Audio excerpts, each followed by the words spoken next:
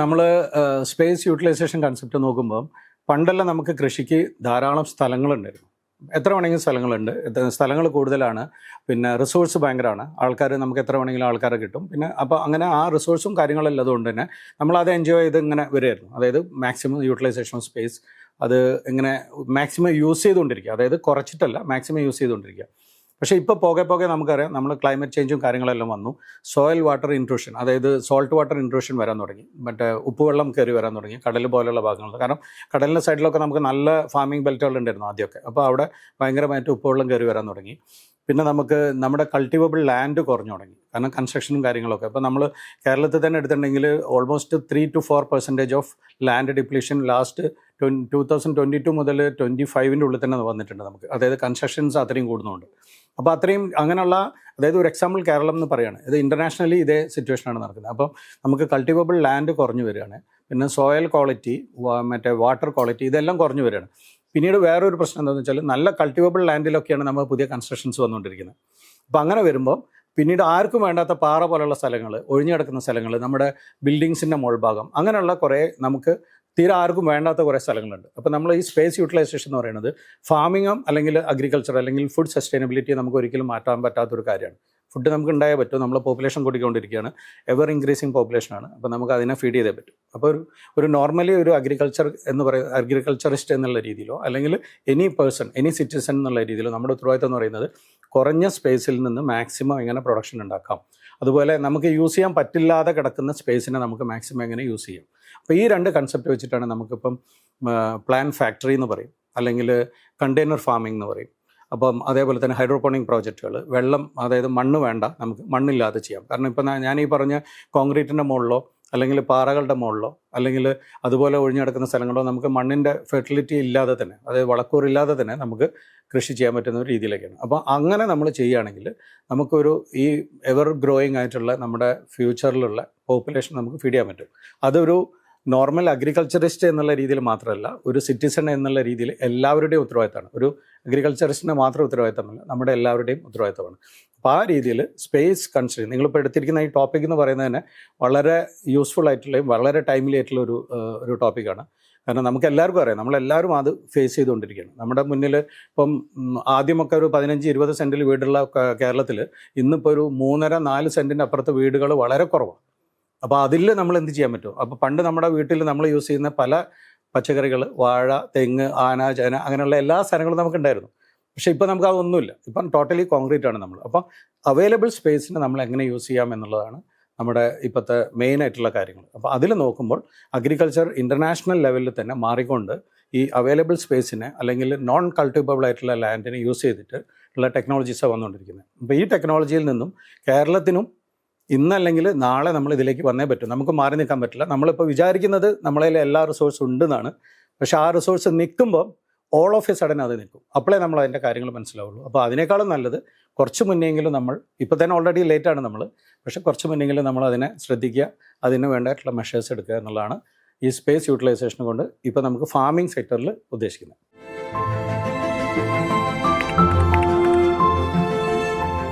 ചില cultivation practices, like നമ്മളിപ്പോൾ ഒരു കണ്ടെയ്നർ ഫാമിംഗ് എന്ന് പറയുകയാണെങ്കിൽ, കണ്ടെയ്നർ ഫാമിംഗ് നമുക്കറിയാം, ഒരു 40 ഫീറ്റ് കണ്ടെയ്നർ അല്ലെങ്കിൽ ഒരു 20 ഫീറ്റ് കണ്ടെയ്നർ, അതിൻ്റെ ഉള്ളിലാണ് നമ്മൾ ചെയ്യുന്നത്.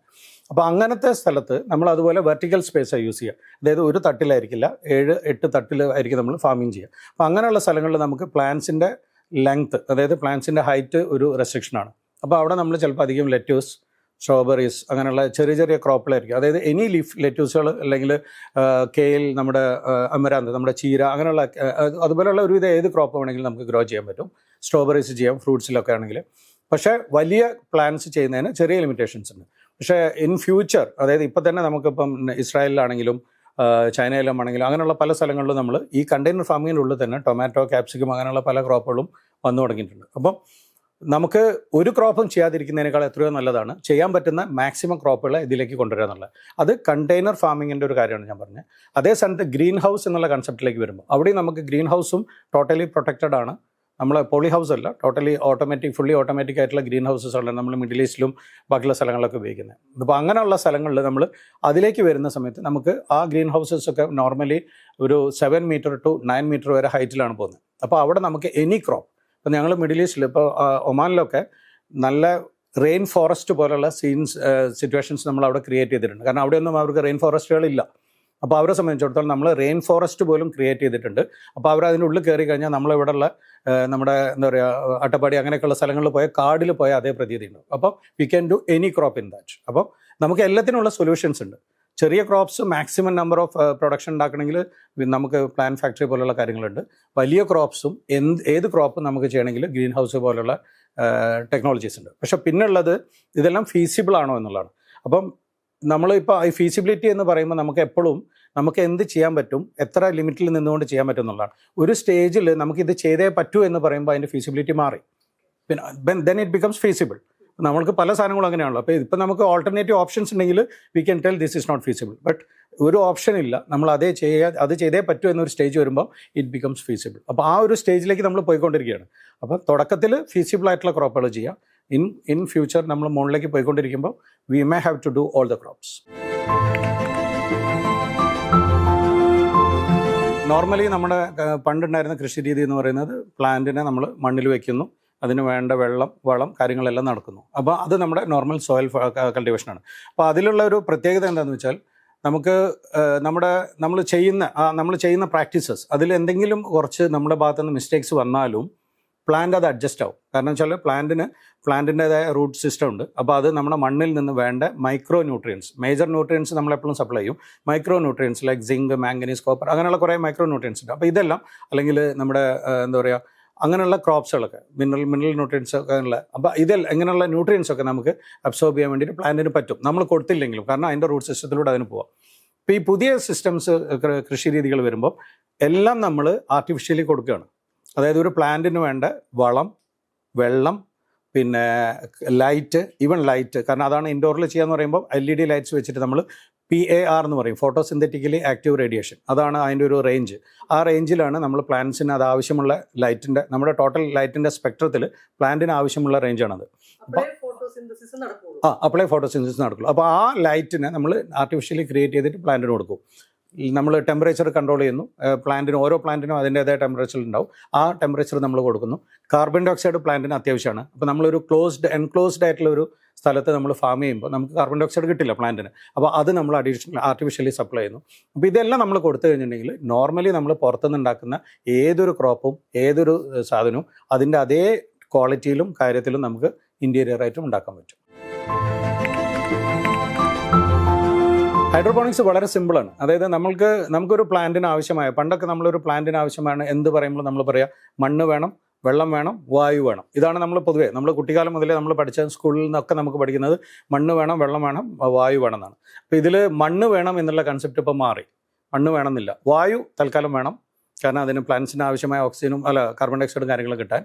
പിന്നെ വളം പ്ലാന്റിന് ആവശ്യമാണ്, മിനറൽ ന്യൂട്രിയൻസ് അതിനാവശ്യമാണ്. അപ്പം മണ്ണ് വേണം എന്നുള്ള കൺസെപ്റ്റ് മാറി. അപ്പോൾ ഹൈഡ്രോപോണിക്സ് എന്ന് പറഞ്ഞിട്ടുണ്ടെങ്കിൽ ഫാമിംഗ് വിത്തൗട്ട് സോയിലാണ്. അപ്പോൾ അതിൽ നമ്മൾ വെള്ളത്തിൽ തന്നെ ചെയ്യണമെന്നില്ല. അപ്പോൾ ഹൈഡ്രോപോണിക്സ് എന്നുള്ള ടേം വന്നത്, ഹൈഡ്രോ എന്ന് പറഞ്ഞാൽ വാട്ടറാണ്. പിന്നെ അപ്പോൾ അതിൽ നിന്നാണ് ടേം വന്നെങ്കിലും നമുക്കത് വെള്ളത്തിൽ തന്നെ ചെയ്യണം നിർബന്ധമില്ല. ഹൈഡ്രോപോണിക്സ് എന്ന് പറയുന്നത് നമുക്ക് any inert material which is not soil. അപ്പോൾ നമുക്ക് പ്ലാന്റിൻ്റെ ചിപ്സ് ആവാം, എക്സ്പാൻഡഡ് ക്ലേ പാർട്ടിക്കിൾസ് ആവാം, സ്റ്റോൺ ആവാം, പ്യുവർ സാൻഡ് ആവാം. പ്യുവർ സാൻഡ് അതായത് നമ്മൾ കടലിൽ നിന്ന് എടുക്കുന്ന പോലെ പക്ഷേ സോൾട്ട് ഇല്ലാത്ത പ്യുവർ സാൻഡ് ആവാം. പിന്നെ വെള്ളമാവാം, പിന്നെ കൊക്കോപീറ്റ് ആവാം. അപ്പോൾ അല്ലെങ്കിൽ നമുക്ക് പെർലൈറ്റ് എന്ന് പറയുന്ന സാധനം വരുന്നുണ്ട്. അപ്പോൾ അല്ലെങ്കിൽ റോക്ക് വൂൾ എന്ന് പറയുന്ന ഒരു മിനറൽ ഇതാണ്, അത് വരുന്നുണ്ട്. അപ്പോൾ ഇതുപോലെയുള്ള എന്ത് വേണമെങ്കിൽ ആവാം. ഈ എല്ലാ രീതിയിലൂടെയും നമ്മൾ ചെയ്യുമ്പം നമ്മൾ അതിലേക്ക് കൃത്യമായിട്ടുള്ള അതിൻ്റെ ഒരു ലിമിറ്റേഷൻ, ഹൈഡ്രോപോണിക്സിൻ്റെ ഒരു ലിമിറ്റേഷൻ എന്താണെന്ന് വെച്ചാൽ എന്ത് നമ്മൾ കൊടുക്കുന്നോ അതേ പ്ലാന്റിന് കിട്ടുള്ളൂ. ഇപ്പം ഞാൻ നേരത്തെ പറഞ്ഞ പോലെ നമ്മൾ കൊടുത്തില്ലെങ്കിലും പ്ലാന്റിന് മണ്ണിൽ എടുക്കാം, അത്യാവശ്യം വേണ്ട സാധനങ്ങൾ. അപ്പോൾ കുറച്ച് ദിവസത്തേക്കൊന്നും പ്രോബ്ലം ഇല്ല, പ്ലാന്റ് സസ്റ്റെയിൻ ചെയ്യും നമ്മൾ കൊടുത്തില്ലെങ്കിലും. ഇപ്പോൾ നമ്മുടെ വീടുകളിലൊക്കെ ചെടി നമ്മൾ കുറച്ച് ദിവസം നമ്മൾ വളമൊന്നും കൊടുത്തില്ലെങ്കിലും ഇറ്റ് വിൽ കം. പക്ഷേ ഈ ഹൈഡ്രോപോണിക്സിൻ്റെ കാര്യം എന്ന് വെച്ചാൽ നമ്മളൊരു കൺഫൈൻഡ് ആയിട്ടുള്ള റൂട്ട് സോണിലാണ് അതിനെ ചെയ്യുന്നത്. ഒന്നുകിൽ അതൊരു ബാഗിലായിരിക്കാം, അല്ലെങ്കിൽ ഒരു ട്രഫിലായിരിക്കാം, അല്ലെങ്കിൽ വെള്ളത്തിൽ ഡയറക്റ്റ് ആയിരിക്കാം. അപ്പോൾ ആ സമയത്ത് നമ്മൾ പ്ലാന്റിനുള്ള എല്ലാ ന്യൂട്രിയൻസും കൃത്യമായിട്ട് നമ്മൾ കൊടുക്കണം. അത് കൊടുത്തില്ലെങ്കിലുള്ള പ്രശ്നം എന്ന് വെച്ചാൽ പ്ലാന്റിന് ഇമ്മീഡിയറ്റ് ആയിട്ട് പ്ലാന്റ് റിസൾട്ട് കാണിക്കും. അതായത് പ്ലാന്റിൽ യെല്ലോയിഷ് കളർ വരാം, പ്ലാന്റ് പെട്ടെന്ന് പോകും. കാരണം നമ്മൾ കൊടുത്തില്ലെങ്കിൽ പ്ലാന്റിന് കിട്ടാനില്ല. ആ റൂട്ടിൽ നമ്മൾ എന്ത് കൊടുക്കുന്നു അതേ പ്ലാന്റിന് കിട്ടുള്ളൂ. അപ്പം അത് ഇതിൻ്റെ ഒരു അഡ്വാൻറ്റേജും ആണ്. കാരണം കൃത്യമായിട്ട് പ്ലാന്റിന് എന്ത് വേണമെന്ന് അറിഞ്ഞ് കൊടുത്താൽ we will get the best yield. പക്ഷെ അത് കൃത്യമായിട്ട് കൊടുത്തില്ലെങ്കിൽ നമുക്ക് ആ ടോട്ടൽ പ്ലാന്റിൻ്റെ ലോസ് തന്നെ വരും. ചില ഗ്രീൻ ഹൗസുകളൊക്കെ ടോട്ടൽ ലോസ് വരാറുണ്ട് ഗ്രോവേഴ്സിൻ്റെ ഭാഗത്തു നിന്നുള്ള മിസ്റ്റേക്സ് വരുമ്പോൾ. ഫ്ലെക്സിബിലിറ്റി വളരെ കുറവാണ്. അപ്പോൾ ക്വാളിറ്റി നന്നായിരിക്കണം. അപ്പോൾ ഇതെന്താ ചെയ്യുന്നത് വെച്ചാൽ നമ്മൾ പ്ലാന്റ്സിനെ ഹൈഡ്രോപോണിക്സ് എന്ന് പറയുന്ന ഒരു കൺസെപ്റ്റിൽ പ്ലാന്റിനെ നമ്മൾ ഒന്നുകിൽ വെള്ളം അല്ലെങ്കിൽ ഈ പറഞ്ഞ ഇനർട്ട് മെറ്റീരിയലിൽ പ്ലാന്റ് ചെയ്യുന്നു, ന്യൂട്രിയൻസിന് മുഴുവൻ നമ്മൾ സപ്ലൈ ചെയ്യുന്നു. പ്ലാന്റിൻ്റെ എല്ലാ സാധനങ്ങളും നമ്മൾ ഓട്ടോമാറ്റിക്കലി ചെക്ക്ഡ് ആയിരിക്കും. പ്ലാന്റിൻ്റെ സൈഡിലുള്ള അതിൻ്റെ pH, ആൽക്കലൈനിറ്റി, അസിഡിറ്റി അല്ല ആൽക്കലൈനിറ്റി, അതുപോലെ പ്ലാന്റിൻ്റെ ന്യൂട്രിയൻസ് എങ്ങനെയാണ്, പ്ലാന്റിൽ എത്ര മോയ്സ്ചർ അല്ലെങ്കിൽ എത്ര ഈർപ്പം ആ സമയത്ത് പ്ലാന്റിൽ നിലവിലുണ്ട്, ഇതെല്ലാം നമ്മൾ കണക്ട് ചെയ്തിട്ട് നമ്മൾ സെൻസർ വെച്ചിട്ട് ചെയ്തിട്ടുണ്ടാവും. അപ്പം നമ്മൾക്ക് ഒരാൾക്ക്, ഇപ്പം ഞാൻ എന്നെ സംബന്ധിച്ചിടത്തോളം ഞാൻ ഇവിടെ ഇരുന്നിട്ട് എൻ്റെ ഒരു ഫാം ഇപ്പം മസ്കറ്റിൽ വർക്ക് ചെയ്യുന്നുണ്ടെങ്കിൽ എനിക്ക് എൻ്റെ ഫോണിൽ അതിൻ്റെ എല്ലാ ആക്ടിവിറ്റീസും കാണാൻ പറ്റും. ആ രീതിയിലേക്ക് നമ്മൾ നമ്മുടെ ഫാമിംഗ് മാറി വരികയാണ്. അപ്പോൾ അതാണ് ഹൈഡ്രോപോണിക്സ് എന്ന് പറയുന്നത്. അതായത് പ്ലാന്റിൽ മണ്ണില്ലാതെ എനി ഇന്നർട്ട് മെറ്റീരിയലിൽ നമ്മൾ പ്ലാന്റ് ചെയ്യുന്നു എന്നുള്ളതാണ് ഹൈഡ്രോപോണിക്സ്. ഇപ്പോൾ നമ്മൾ സ്പേസിന് ലാഭിക്കുന്ന പറയുന്നത്, അതായത് ഇപ്പോൾ നമുക്ക് നോർമലി നമ്മളൊരു പ്ലാന്റിന് വെച്ച് കഴിഞ്ഞിട്ടുണ്ടെങ്കിൽ നമ്മൾ പറയുക ആ പ്ലാന്റിന് ഇത്ര സ്പേസിങ് കൊടുക്കുന്നു. അതായത് അത് നമുക്ക് അത്രയും സ്പേസ് അവൈലബിൾ ആണ്. അപ്പോൾ ആ പ്ലാന്റിന് വളരാനുള്ള അല്ലെങ്കിൽ ആ പ്ലാന്റിന് ബ്രാഞ്ച് ഔട്ട് ചെയ്യാനുള്ള സ്ഥലങ്ങളൊക്കെ വെച്ചിട്ടാണ് സ്പേസിങ് കൊടുക്കുന്നത്.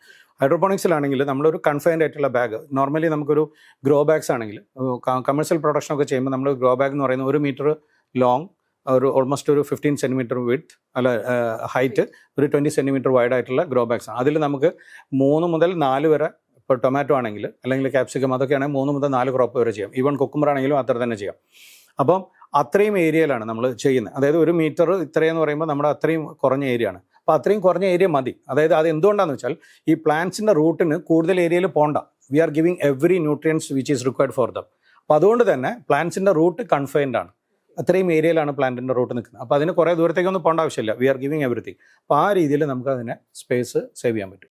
തീരെ വേണ്ടെന്നല്ല, കാരണം പ്ലാന്റ്സിന് വേണ്ട ലൈറ്റ് അപ്പോൾ നമുക്ക് അവിടെയും നമുക്ക് ചെയ്യാൻ പറ്റും. കാരണം ഒന്ന് നമ്മൾ സ്പേസിംഗ് എല്ലാം പറഞ്ഞു തരുന്നത്, ഒന്ന് റൂട്ട്സിന് മാക്സിമം ഏരിയയിൽ പോകാൻ വേണ്ടിയിട്ട്, 2 പ്ലാന്റിലേക്ക് ഇനഫ് ലൈറ്റ് കിട്ടുക എന്നുള്ളതാണ്. അപ്പോൾ നമ്മളിപ്പോൾ ഇൻഡോർ ആയിട്ട് ചെയ്യുകയാണെങ്കിൽ നമ്മൾ ആ ലൈറ്റ് നമ്മൾ ആർട്ടിഫിഷ്യലി കൊടുക്കുകയാണെങ്കിൽ എത്ര വേണമെങ്കിലും നമുക്ക് അടുപ്പിക്കാം. ലൈറ്റ് കൊടുക്കും, LED ലൈറ്റുകൾ നമ്മൾ എല്ലാ ഭാഗത്തുനിന്നും കൊടുക്കും. അപ്പോൾ അങ്ങനെ കൊടുത്തു കഴിഞ്ഞാൽ നമുക്ക് പ്ലാന്റിനെ എത്ര വേണം അടുപ്പിക്കാം. പിന്നെ 2 പ്ലാന്റ് തമ്മിൽ തട്ടാതിരിക്കാനും എന്ത് ടൈപ്പ് ഓഫ് ഫ്രൂട്ടാണ് അതിനെ ബേസ് ചെയ്തിട്ടുള്ള ഒരു സ്പേസിങ് മാത്രം മതി നമുക്ക്. ബാക്കി ലൈറ്റിനെ എല്ലാം നമ്മൾ അഡീഷണലി കോംപ്ലിമെൻ്ററി ആയിട്ട് നമ്മൾ സപ്ലൈ ചെയ്യുകയാണ് ചെയ്യുന്നത്. ഓരോ കൃഷി രീതി പോലെയാണ്. ഇപ്പോൾ ഹൈഡ്രോപോണിക്സിൽ നമ്മളിപ്പോൾ ടൊമാറ്റോ എടുക്കുകയാണെങ്കിൽ, ടൊമാറ്റോ എടുക്കുകയാണെങ്കിൽ നമ്മൾ നോർമലി നമ്മൾ ഓപ്പൺ ഫീൽഡിലോ അല്ലെങ്കിൽ നമ്മുടെ ഫീൽഡിലൊക്കെ ചെയ്യുമ്പോൾ നമുക്ക് കിട്ടുന്ന ഒരു ഈൽഡ് എന്ന് പറയുന്നത് ഒരു 6 മുതൽ 10 ടൺ വരെയൊക്കെയാണ് ഒരു ഹെക്ടറിന്. അതായത് ഒരു ഹെക്ടറാണ്, ഞാൻ ഏക്കറല്ല പറയുന്നത്, ഹെക്ടറാണ്. ഒരു ഹെക്ടർ എന്ന് പറയുന്നത് 2.54 ഏക്കേഴ്സാണ്. ഒരു മീറ്റർ സ്ക്വയർ എടുക്കുകയാണെങ്കിൽ നമുക്ക് അതിൽ നിന്ന് ഒരു 6 കിലോ ആണ് നമുക്ക് കിട്ടുക. 6 മുതൽ 8 കിലോ ആണ് നമുക്ക് ടൊമാറ്റോ ഒക്കെ ആണെങ്കിൽ കിട്ടുക. ഹൈഡ്രോപോണിക്സിൽ നമുക്ക് 2 റീസണാണ്. അതിൽ ഓപ്പൺ ഫീൽഡ് ടൊമാറ്റോസിന് അല്ലെങ്കിൽ ക്രോപ്പിൻ്റെ ഒരു ലിമിറ്റേഷൻ എന്ന് പറയുന്നത് സീസണാലിറ്റി വലിയൊരു പ്രശ്നമാണ്. അപ്പോൾ നമ്മൾ കേരളത്തിൽ എടുക്കുകയാണെങ്കിൽ നമുക്ക് ഏറ്റവും വലിയ പ്രശ്നം എന്ന് പറയുന്നത്, ഒന്ന് ലാൻഡ് കുറഞ്ഞു വരുന്നു എന്നുള്ളതാണ്. 2 നമുക്ക് ഹൈ ആയിട്ടുള്ള റെയിൻഫോൾ ഉണ്ട്. അപ്പോൾ ഈ റെയിൻഫോൾ ഉള്ള സമയത്ത് നമുക്ക് പല ക്രോപ്സും ചെയ്യാൻ പറ്റില്ല, കാരണം ഡിസീസ് വരും. അപ്പോൾ അങ്ങനെ പറ്റും. പക്ഷേ ഈ കൺട്രോൾഡ് ആയിട്ട് നമ്മൾ ചെയ്യുമ്പോൾ നമുക്ക് അതൊരു പ്രശ്നമല്ല. അപ്പോൾ ഇറസ്പെക്റ്റീവ് ഓഫ് ദ സീസൺ നമുക്ക് ഇയർ റൗണ്ട് ആയിട്ട് ക്രോപ്പ് ചെയ്യാൻ പറ്റും. അപ്പോൾ ഇയർ റൗണ്ട് ആയിട്ട് ക്രോപ്പ് ചെയ്യാൻ പറ്റുമ്പോൾ നമുക്കൊരു മൾട്ടിപ്പിൾ ക്രോപ്പ് സൈക്കിൾ കൂടുതൽ കിട്ടും. അപ്പോൾ അതും ഒരു റീസണാണ്. പിന്നെ രണ്ടാമത്തേത് ഞാൻ നേരത്തെ പറഞ്ഞ പോലെ നമ്മൾ കൃത്യമായ ന്യൂട്രിയൻസ് ആണ് കൊടുക്കുന്നത്. കൃത്യമായിട്ട് ന്യൂട്രിയൻസും കൃത്യമായ ലൈറ്റും കാർബൺ ഡൈ ഓക്സൈഡും നമ്മൾ കൊടുത്തു കഴിഞ്ഞാൽ പ്ലാന്റ് വെരി ഹാപ്പിയാണ്. അപ്പോൾ പ്ലാന്റ് ഹാപ്പിയാന്ന് പറഞ്ഞാൽ അതിൻ്റെ റിസൾട്ട് എന്ന് പറയുന്നത് മാക്സിമം പ്രൊഡക്ഷനാണ്. അപ്പോൾ നമുക്ക് ആ രീതിയിലും നമുക്ക് പ്രൊഡക്ഷൻ കിട്ടും. അപ്പം നോർമലി നമ്മൾ ഗ്രീൻ ഹൗസുകളിൽ ഇപ്പോൾ ടൊമാറ്റോ ഒക്കെ ആണെങ്കിൽ നമുക്കൊരു എക്സാമ്പിളാണ് ഞാൻ പറയുന്നത്. ടൊമാറ്റോ ഗ്രീൻ ഹൗസ് പുറത്ത് ചെയ്യുമ്പോൾ 6 മുതൽ 10 kg/m² കിട്ടുകയാണെങ്കിൽ നമ്മൾ ഗ്രീൻ ഹൗസിൻ്റെ ഉള്ളിൽ ചെയ്യുമ്പോൾ നമുക്ക് 25 മുതൽ 40 kg/m² ആണ് നമ്മുടെ പ്രൊഡക്ഷൻ കിട്ടുന്നത്. അപ്പോൾ ഓൾമോസ്റ്റ് നമുക്കൊരു 4 times ഹയർ പ്രൊഡക്ഷനാണ്. അപ്പോൾ അതിൻ്റെ ഒരു പ്രൊഡക്ഷൻ കോസ്റ്റിൽ ഇൻക്രീസ് വരുന്നുണ്ട്. പക്ഷേ എന്നാലും അത് ഗോയിങ് ഫോർവേഡ് നമുക്ക് ഈ പറയുന്ന ഹൈ ഈൽഡ് വെച്ചിട്ട് പെട്ടെന്ന് തന്നെ കറക്റ്റ് ചെയ്യാൻ പറ്റും. അപ്പോൾ നല്ല ഒരു 4 to 5 times പ്രൊഡക്ഷൻ നമുക്ക് ടൊമാറ്റോസിലൊക്കെ ആണെങ്കിൽ കിട്ടുന്നുണ്ട്, ക്യാപ്സിക്കം ടൊമാറ്റോയിലൊക്കെ ആണെങ്കിൽ. ലെറ്റ്യൂസ് നമ്മൾക്ക് ഞാൻ നേരത്തെ പറഞ്ഞു നമ്മുടെ ഈ കണ്ടെയ്നർ ഫാമിംഗ് അല്ല, ടോട്ടലി എൻക്ലോസ് ചെയ്തിട്ടുള്ള കണ്ടെയ്നർ ഫാമിങ്ങിൽ ചെയ്യാൻ പറ്റും. അപ്പോൾ കണ്ടെയ്നർ ഫാമിങ്ങിലൊക്കെ ചെയ്യുകയാണെങ്കിൽ ഒരു 40 feet കണ്ടെയ്നർ എന്ന് പറയുന്നത് ഓൾമോസ്റ്റ് ഒരു 320 square feet ഏരിയയാണ് നമ്മൾ ഉപയോഗിക്കുന്നത്. അപ്പോൾ ഈ 320 square feet ഏരിയ എന്നുള്ള പ്രൊഡക്ഷൻ നമുക്ക് ഏകദേശം 2 മുതൽ 3 ഏക്കർ ലാൻഡിൽ നിന്ന് കിട്ടുന്ന പ്രൊഡക്ഷന് ഈക്വലൻ്റ് ആണ്. അപ്പോൾ അതിൻ്റെ റീസൺ എന്താണെന്ന് വെച്ചാൽ ഞാൻ നേരത്തെ പറഞ്ഞ പോലെ ലെറ്റ്യൂസ് എന്ന് പറയുന്നത് ഒരു ഷോർട്ട് ടൈം ക്രോപ്പാണ്. കൂടിപ്പോയാൽ നമുക്കൊരു എന്താ പറയുക 20-25 ദിവസം. അതിൽ നമ്മൾ കണ്ടെയ്നർ ഇതിലേക്ക് വരുമ്പോൾ നമുക്ക് അതിലും കുറവാണ്, 15 മുതൽ 20 ദിവസത്തിൽ ചെയ്യാൻ പറ്റുന്നുണ്ട്. അപ്പോൾ നമുക്ക് നോർമലി ഓപ്പൺ ഫീൽഡിൽ ചെയ്യുമ്പോൾ 2-3 സീസണേ മാക്സിമം ചെയ്യാൻ പറ്റുള്ളൂ. ഇവിടേക്ക് വരുമ്പോൾ നമുക്ക് ഓൾമോസ്റ്റ് 8 മുതൽ 12 സീസൺ വരെ ക്രോപ്പ് ചെയ്യാൻ പറ്റും. അപ്പോൾ അതിൽ തന്നെ നമുക്ക് അത്രയും മൾട്ടിപ്ലിക്കേഷൻ വന്നു. പിന്നെ നോർമലി നമ്മൾ പുറത്ത് ചെയ്യുമ്പോൾ ഒരൊറ്റ ലെയറിലാണ് ചെയ്യുന്നത്. ഇവിടെ നമുക്ക് 6 മുതൽ 8 ലെയർ വരെ ചെയ്യാം. പിന്നെ ഇപ്പം സിംഗപ്പൂരിലൊക്കെ ഓൾമോസ്റ്റ് 40 ലെയർ വരെയുള്ള ഫാമിംഗ് പ്രോജക്റ്റുകൾ വന്നു തുടങ്ങി. അതായത് വലിയ നമ്മൾ ഗോഡൗണുകൾ എടുത്തിട്ട് അത് മുഴുവൻ കൺവേർട്ട് ചെയ്തിട്ട്. കാരണം ഞാൻ നേരത്തെ പറഞ്ഞ പോലെ ലൈറ്റും കാര്യങ്ങളെല്ലാം നിങ്ങൾ കൊടുക്കുകയാണെങ്കിൽ എത്ര മുകളിലേക്ക് പോയാലും ഒരു കുഴപ്പമില്ല. നമ്മൾ ബുർജ് ഖലീഫ പോലുള്ള ഒരു ഏരിയയിൽ വേണമെങ്കിലും നമുക്ക് ഫാം ചെയ്യാം. മുകളിലേക്ക് എത്ര വേണമെങ്കിലും പോവാം, ഒരു പ്രശ്നമില്ല. Provided each and every plan should get the required light, നമ്മുടെ വെള്ളം കിട്ടണം, മറ്റേ കാർബൺ ഡൈ ഓക്സൈഡ് കിട്ടണം, കാര്യങ്ങളുള്ളൂ. അപ്പോൾ എത്ര വേണമെങ്കിലും. അപ്പോൾ ആ കൺഫൈൻഡ് ഏരിയയിൽ നിന്ന് നമുക്ക് ഹൈ പ്രൊഡക്ഷൻ കൊടുക്കാൻ പറ്റും ഇതേപോലെയുള്ള എൻക്ലോസ്ഡ് പ്രോജക്ട്സുകളും. അതിനെ നമ്മൾ CA എന്നൊക്കെ പറയും, അതായത് കൺട്രോൾഡ് എൻവയോൺമെൻറ്റൽ അഗ്രികൾച്ചർ എന്നാണ് അതിന് പറയുക. അപ്പോൾ അങ്ങനെയുള്ള സിസ്റ്റം വരുമ്പോൾ നമുക്ക് ഭയങ്കര ഹൈ പ്രൊഡക്ഷൻ ആയിരിക്കും. എയറോപോണിക് എന്ന് പറയുന്ന സിസ്റ്റം ഏറ്റവും ലേറ്റസ്റ്റ് അതായത് ഏറ്റവും ഹൈ എൻഡിലേക്ക് ഉപയോഗിക്കേണ്ട ഒരു സാധനമാണ്. എയറോപോണിക്സ് നമ്മൾ കണ്ടുപിടിച്ച തന്നെ നാസയുടെ ഒരു ടെക്നോളജി എന്നാണ് ഈ എയറോപോണിക്സ് വന്നത്. അതായത് നമ്മൾക്ക് ഇവിടുന്ന് സ്പേസിലേക്ക് യാത്രക്കാർ പോകുന്ന സമയത്ത് അവർക്ക് ഇവിടുന്ന് നമ്മുടെ പോലെ ഫുഡ് കൊണ്ടുപോകാനുള്ള പ്രൊവിഷൻ ഇല്ല. കാരണം അവർക്ക് each and every gram counts. അപ്പോൾ അങ്ങനെയുള്ള സമയത്ത് അവർ ഈ ലെറ്റസിൻ്റെയൊക്കെ സീഡ് കൊണ്ടുപോയിട്ട് അവിടെ, അപ്പോൾ അതേപോലെ തന്നെ അവിടെ എത്തിക്കഴിഞ്ഞാൽ നമ്മൾ സാധാരണ ഇവിടെ ചെയ്യുന്ന പോലെ കൃത്യമായ വെള്ളവും കാര്യങ്ങളൊന്നും കൊടുക്കാനും പറ്റില്ല. ബിക്കോസ് വെള്ളം അത്രയും അവിടെ ലിമിറ്റഡ് ആയിട്ടുള്ള ഒരു ഫാക്ടറാണ്. അപ്പോൾ അവർ അതിൻ്റെ ഒരു ടെക്നോളജി ആയിരുന്നു. അതായത് ഈ വെള്ളം നമ്മൾ നേരിട്ട് ഒഴിച്ചു കൊടുക്കുന്നതിന് പകരം എങ്ങനെ സ്പ്രേ ചെയ്യാൻ പറ്റുകയാണെങ്കിൽ how can it can be converted എന്നുള്ള ഒരു കൺസെപ്റ്റിലാണ്, നാസയുടെ ഒരു ട്രയലിൻ്റെ ബേസിസിലാണ് നമുക്ക് ഈ എയറോപോണിക്സ് വന്നത്. ഇപ്പോൾ ഈ എയറോപോണിക്സിൽ എന്ന് പറഞ്ഞാൽ പ്ലാന്റിൻ്റെ അവിടെയാണ് നമ്മൾ ഇനി നെക്സ്റ്റ് ലെവൽ കൺസെപ്റ്റ് വരുന്നത്. അതായത് നമ്മൾ ഇത്രയും കാലം വിചാരിച്ചത് പ്ലാന്റിനെ താങ്ങി നിർത്താൻ, നമ്മുടെ ഹൈഡ്രോപോണിക്സിൽ പറയുമ്പോൾ പ്ലാന്റിനെ താങ്ങി നിർത്താൻ നമുക്ക് എന്തെങ്കിലും ഒന്ന് വേണം. ഒന്നുകിൽ വെള്ളം, അതിൽ നിൽക്കുന്ന എന്തെങ്കിലും ഒന്ന്, പിന്നെ മറ്റേ എന്താ പറയുക, അല്ലെങ്കിൽ ഈ പറയുന്ന നമ്മുടെ കൊക്കോപീറ്റ് അങ്ങനെയുള്ള എന്തെങ്കിലും മീഡിയ വേണമായിരുന്നു. പക്ഷേ ഈ എയറോപോണിക് കൺസെപ്റ്റിൽ പ്ലാന്റ് ഒരു സ്റ്റാൻഡിൽ നിൽക്കും. ഇപ്പോൾ റൂട്ട് ഫുള്ളി എയറിൽ ഹാങ് ചെയ്യും. ഈ രണ്ട് ഭാഗത്തുനിന്ന് ഒരു പർട്ടിക്കുലർ ഇൻ്റർവെല്ലിൽ ന്യൂട്രിയൻ സ്പ്രേ റൂട്ട്സിലേക്ക് കൊടുക്കും. അവിടെ ഇമ്പോർട്ടൻ്റ് ആയിട്ട് ശ്രദ്ധിക്കേണ്ട കാര്യം, റൂട്ട്സ് ഒരിക്കലും ഡ്രൈ ആയിട്ട് പോകരുത്. അപ്പോൾ നമ്മൾ ആ ടൈമിംഗ് ഒക്കെയാണ് നമ്മുടെ അതിൻ്റെ പ്രൊഫഷണലിസം എന്ന് പറയുന്നത്. ഇത്ര ടൈമിൽ കൊടുക്കുക, ഏത് ന്യൂട്രിയൻസ് കൊടുക്കുക. അപ്പോൾ അങ്ങനെ കൊടുത്തു കഴിഞ്ഞിട്ടുണ്ടെങ്കിൽ ഓൾമോസ്റ്റ് നമുക്ക് 95 to 98% വാട്ടർ സേവിംഗ് ആണ്. വേറെ കാരണം വെള്ളം എവിടെയും പോകുന്നില്ല, ഇവോപ്പറേഷൻ ലോസ് പോലും ഇല്ല. ബിക്കോസ് നമ്മൾ the moment it sprays plant അതിനെ അബ്സോർബ് ചെയ്യും. കാരണം പ്ലാന്റിന് വേറെ ഓപ്ഷൻ ഒന്നുമില്ല, പ്ലാന്റ് അത് അബ്സോർബ് ചെയ്യും. അപ്പോൾ ആ കൺസെപ്റ്റാണ് ഇപ്പോൾ എയറോപോണിക്സ് എന്ന് വന്നിരിക്കുന്നത്. എയറോപോണിക്സിൽ നമ്മൾ കുറേ ക്രോപ്സ് തുടങ്ങിയിട്ടുണ്ട്. ഇപ്പോൾ നമ്മൾ മറ്റേ എന്താ പറയുക, ബേബി ടൊമാറ്റോസ്, ബേബി പൊട്ടാറ്റോസ്, അതുപോലെ പല ക്രോപ്സും, ഇപ്പോൾ ലെറ്റ്യൂസും, ഇതൊക്കെ നമ്മളിപ്പോൾ എയറോപോണിക്സിലേക്ക് തുടങ്ങിയിട്ടുണ്ട്. പല സ്ഥലത്തും നമ്മൾ മിഡിൽ ഈസ്റ്റിലൊക്കെ കുറേ പ്രോജക്ട്സുകൾ എയറോപോണിക്സിൽ വന്നു കഴിഞ്ഞു. അപ്പോൾ ഫുള്ളി അതിനൊരു കമേഴ്ഷ്യലൈസ് ചെയ്തിട്ടില്ല, കാരണം അതിൻ്റെ കൾട്ടിവേഷൻ പ്രാക്ടീസസ് കുറച്ച് ഡിഫിക്കൽട്ടാണ്. അപ്പോൾ അതുകൊണ്ട്, പക്ഷേ സ്റ്റിൽ അത് നമ്മൾ ഫ്യൂച്ചറിലേക്കുള്ള ഒരു വലിയ മൂവ്മെൻ്റ് ആണ്. ഹൈഡ്രോപോണിക്സ് ആണെങ്കിലും ഹൈഡ്രോപോണിക്സിൽ നമുക്ക് രണ്ട് സിസ്റ്റം ഉണ്ട്. ഒന്ന് ക്ലോസ്ഡ് സിസ്റ്റം, രണ്ട് ഓപ്പൺ സിസ്റ്റം എന്ന് പറയും. ഈ ഓപ്പൺ സിസ്റ്റം എന്ന് പറയുന്നത് നമ്മൾ ഏതൊരു ഫാമും തുടക്കത്തിൽ കമേഴ്ഷ്യലായിട്ട് ചെയ്യുമ്പോൾ, കാരണം ഇനിഷ്യൽ ഇൻവെസ്റ്റ്മെൻറ്റ് ക്യാപിറ്റൽ ഭയങ്കര കൂടുതലാണ് ഈ ഹൈഡ്രോപോണിക്സുകളൊക്കെ നമ്മുടെ പ്രോജക്റ്റുകൾ ചെയ്യുമ്പോൾ, കമേഴ്ഷ്യൽ പ്രോജക്റ്റ് ചെയ്യുമ്പോൾ. അപ്പോൾ അവിടെ നമുക്ക് റിസ്ക് ഫാക്ടർ ഭയങ്കര ഇമ്പോർട്ടൻ്റ് ആണ്. അപ്പോൾ നമ്മൾ നോർമലി നമ്മൾ എന്ത് പറയുന്നത് വെച്ചാൽ, ഒരു ഫസ്റ്റ് ഇയറിൽ നമ്മളൊരു ഓപ്പൺ സിസ്റ്റത്തിലേക്ക് പോകാൻ പറയും. ഓപ്പൺ സിസ്റ്റം എന്ന് പറഞ്ഞിട്ടുണ്ടെങ്കിൽ നിങ്ങൾ നോർമലി സാധാരണ നമ്മൾ കൃഷി ചെയ്യുന്ന പോലെ തന്നെ പ്ലാന്റ്സിൻ്റെ ഭാഗത്തേക്ക് പ്ലാന്റ്സിന് നമ്മൾ വെള്ളം കൊടുക്കുന്നു. ഈ വെള്ളം പ്ലാന്റ്സിന് എടുത്തിട്ട് ബാക്കിയുള്ള എത്രയും വെള്ളം നമ്മൾ മണ്ണിലേക്ക് പോകുന്നു. അതേപോലെ അത് മണ്ണിലേക്ക് പോകാം, അല്ലെങ്കിൽ ഈ മീഡിയയിലേക്ക് പോകാം. അപ്പോൾ അത് നമ്മൾ കളയുന്നു. അപ്പോൾ നമുക്കിപ്പോൾ ഒരു ഏറ്റവും മിനിമം ഈ ഹൈഡ്രോപോണിക്സ് ചെയ്യുമ്പോൾ നമുക്കൊരു 30% വാട്ടർ നമുക്ക് പുറത്ത് പോകുന്നുണ്ട്. നമ്മൾ പ്ലാന്റിന് കൊടുക്കുന്നതിൽ 70% പ്ലാന്റ് അബ്സോർബ് ചെയ്തിട്ട് 30% ഡ്രെയിനാണ്. അപ്പോൾ ഈ 30% ഡ്രെയിൻ എന്ന് പറയുന്നത് 30% ഫെർട്ടിലൈസറാണ്. 30% നമ്മൾ എന്ത് ന്യൂട്രിയൻസ് കൊടുക്കുന്നു അതിൻ്റെയൊക്കെ 30% പോവാണ്. അപ്പോൾ അത് നമുക്കൊരു ഹ്യൂജ് ലോസ് ആണ്. കാരണം അത് പിന്നെ നമുക്ക് നഷ്ടപ്പെടുകയാണ്. നോർമലി അത് മണ്ണിലേക്ക് പോകുമ്പോൾ മണ്ണിൽ അവിടെ ഇവിടെ ആയിട്ട് കിടക്കും. പക്ഷേ ഇതെന്ന് പറയുന്നത് നമ്മൾ മണ്ണില്ലല്ലോ. അപ്പോൾ മണ്ണില്ലാതെ ചെയ്യുന്ന സമയത്ത് അത് പോകുക എന്ന് പറയുന്നത് പിന്നീട് വേറെ എവിടെയെങ്കിലും ദൂരത്തേക്കാണ് പോകുന്നത്, അല്ലെങ്കിൽ വേസ്റ്റിലേക്കാണ് പോകുന്നത്. അപ്പോൾ നമുക്ക് അതുകൊണ്ട് ഒരു അഡ്വാൻറ്റേജ് ഇല്ല. അപ്പോൾ അങ്ങനെ വരുമ്പോൾ പിന്നീട് സെക്കൻഡ് സിസ്റ്റം എന്ന് പറയുന്നത് ക്ലോസ്ഡ് സിസ്റ്റമാണ്. ഈ ക്ലോസ്ഡ് സിസ്റ്റത്തിൽ ഈ പറയുന്ന 30% ഡ്രെയിനിനെ നമ്മൾ എൻഡിൽ ഒരു പൈപ്പ് വെച്ചിട്ട് കളക്ട് ചെയ്തിട്ട് അതിനെ നമ്മൾ UV ട്രീറ്റ് ചെയ്തിട്ട്, അതായത് അതിൽ ഈ വലിയ ഫംഗസോ അങ്ങനെയൊക്കെ ഉണ്ടെങ്കിൽ അത് പെട്ടെന്ന് സ്പ്രെഡ് ചെയ്യും. കാരണം ഫുള്ള് ഇറിഗേഷൻ വെള്ളത്തിലാണല്ലോ ഇത് നിൽക്കുന്ന പ്ലാന്റ്. അപ്പോൾ അതിനെ നമ്മൾ UV ട്രീറ്റ് ചെയ്തിട്ട് ഓസോണൊക്കെ വെച്ചിട്ട് കൂടുതൽ ഓക്സിജനൈസ് ചെയ്യും. വെള്ളത്തിൽ എപ്പോഴും ഓക്സിജൻ കണ്ടന്റ് നല്ലോണം വേണം. അപ്പോൾ അതുകൊണ്ട് തന്നെ വെള്ളത്തിൻ്റെ ടെമ്പറേച്ചർ ഇമ്പോർട്ടൻ്റ് ആണ്.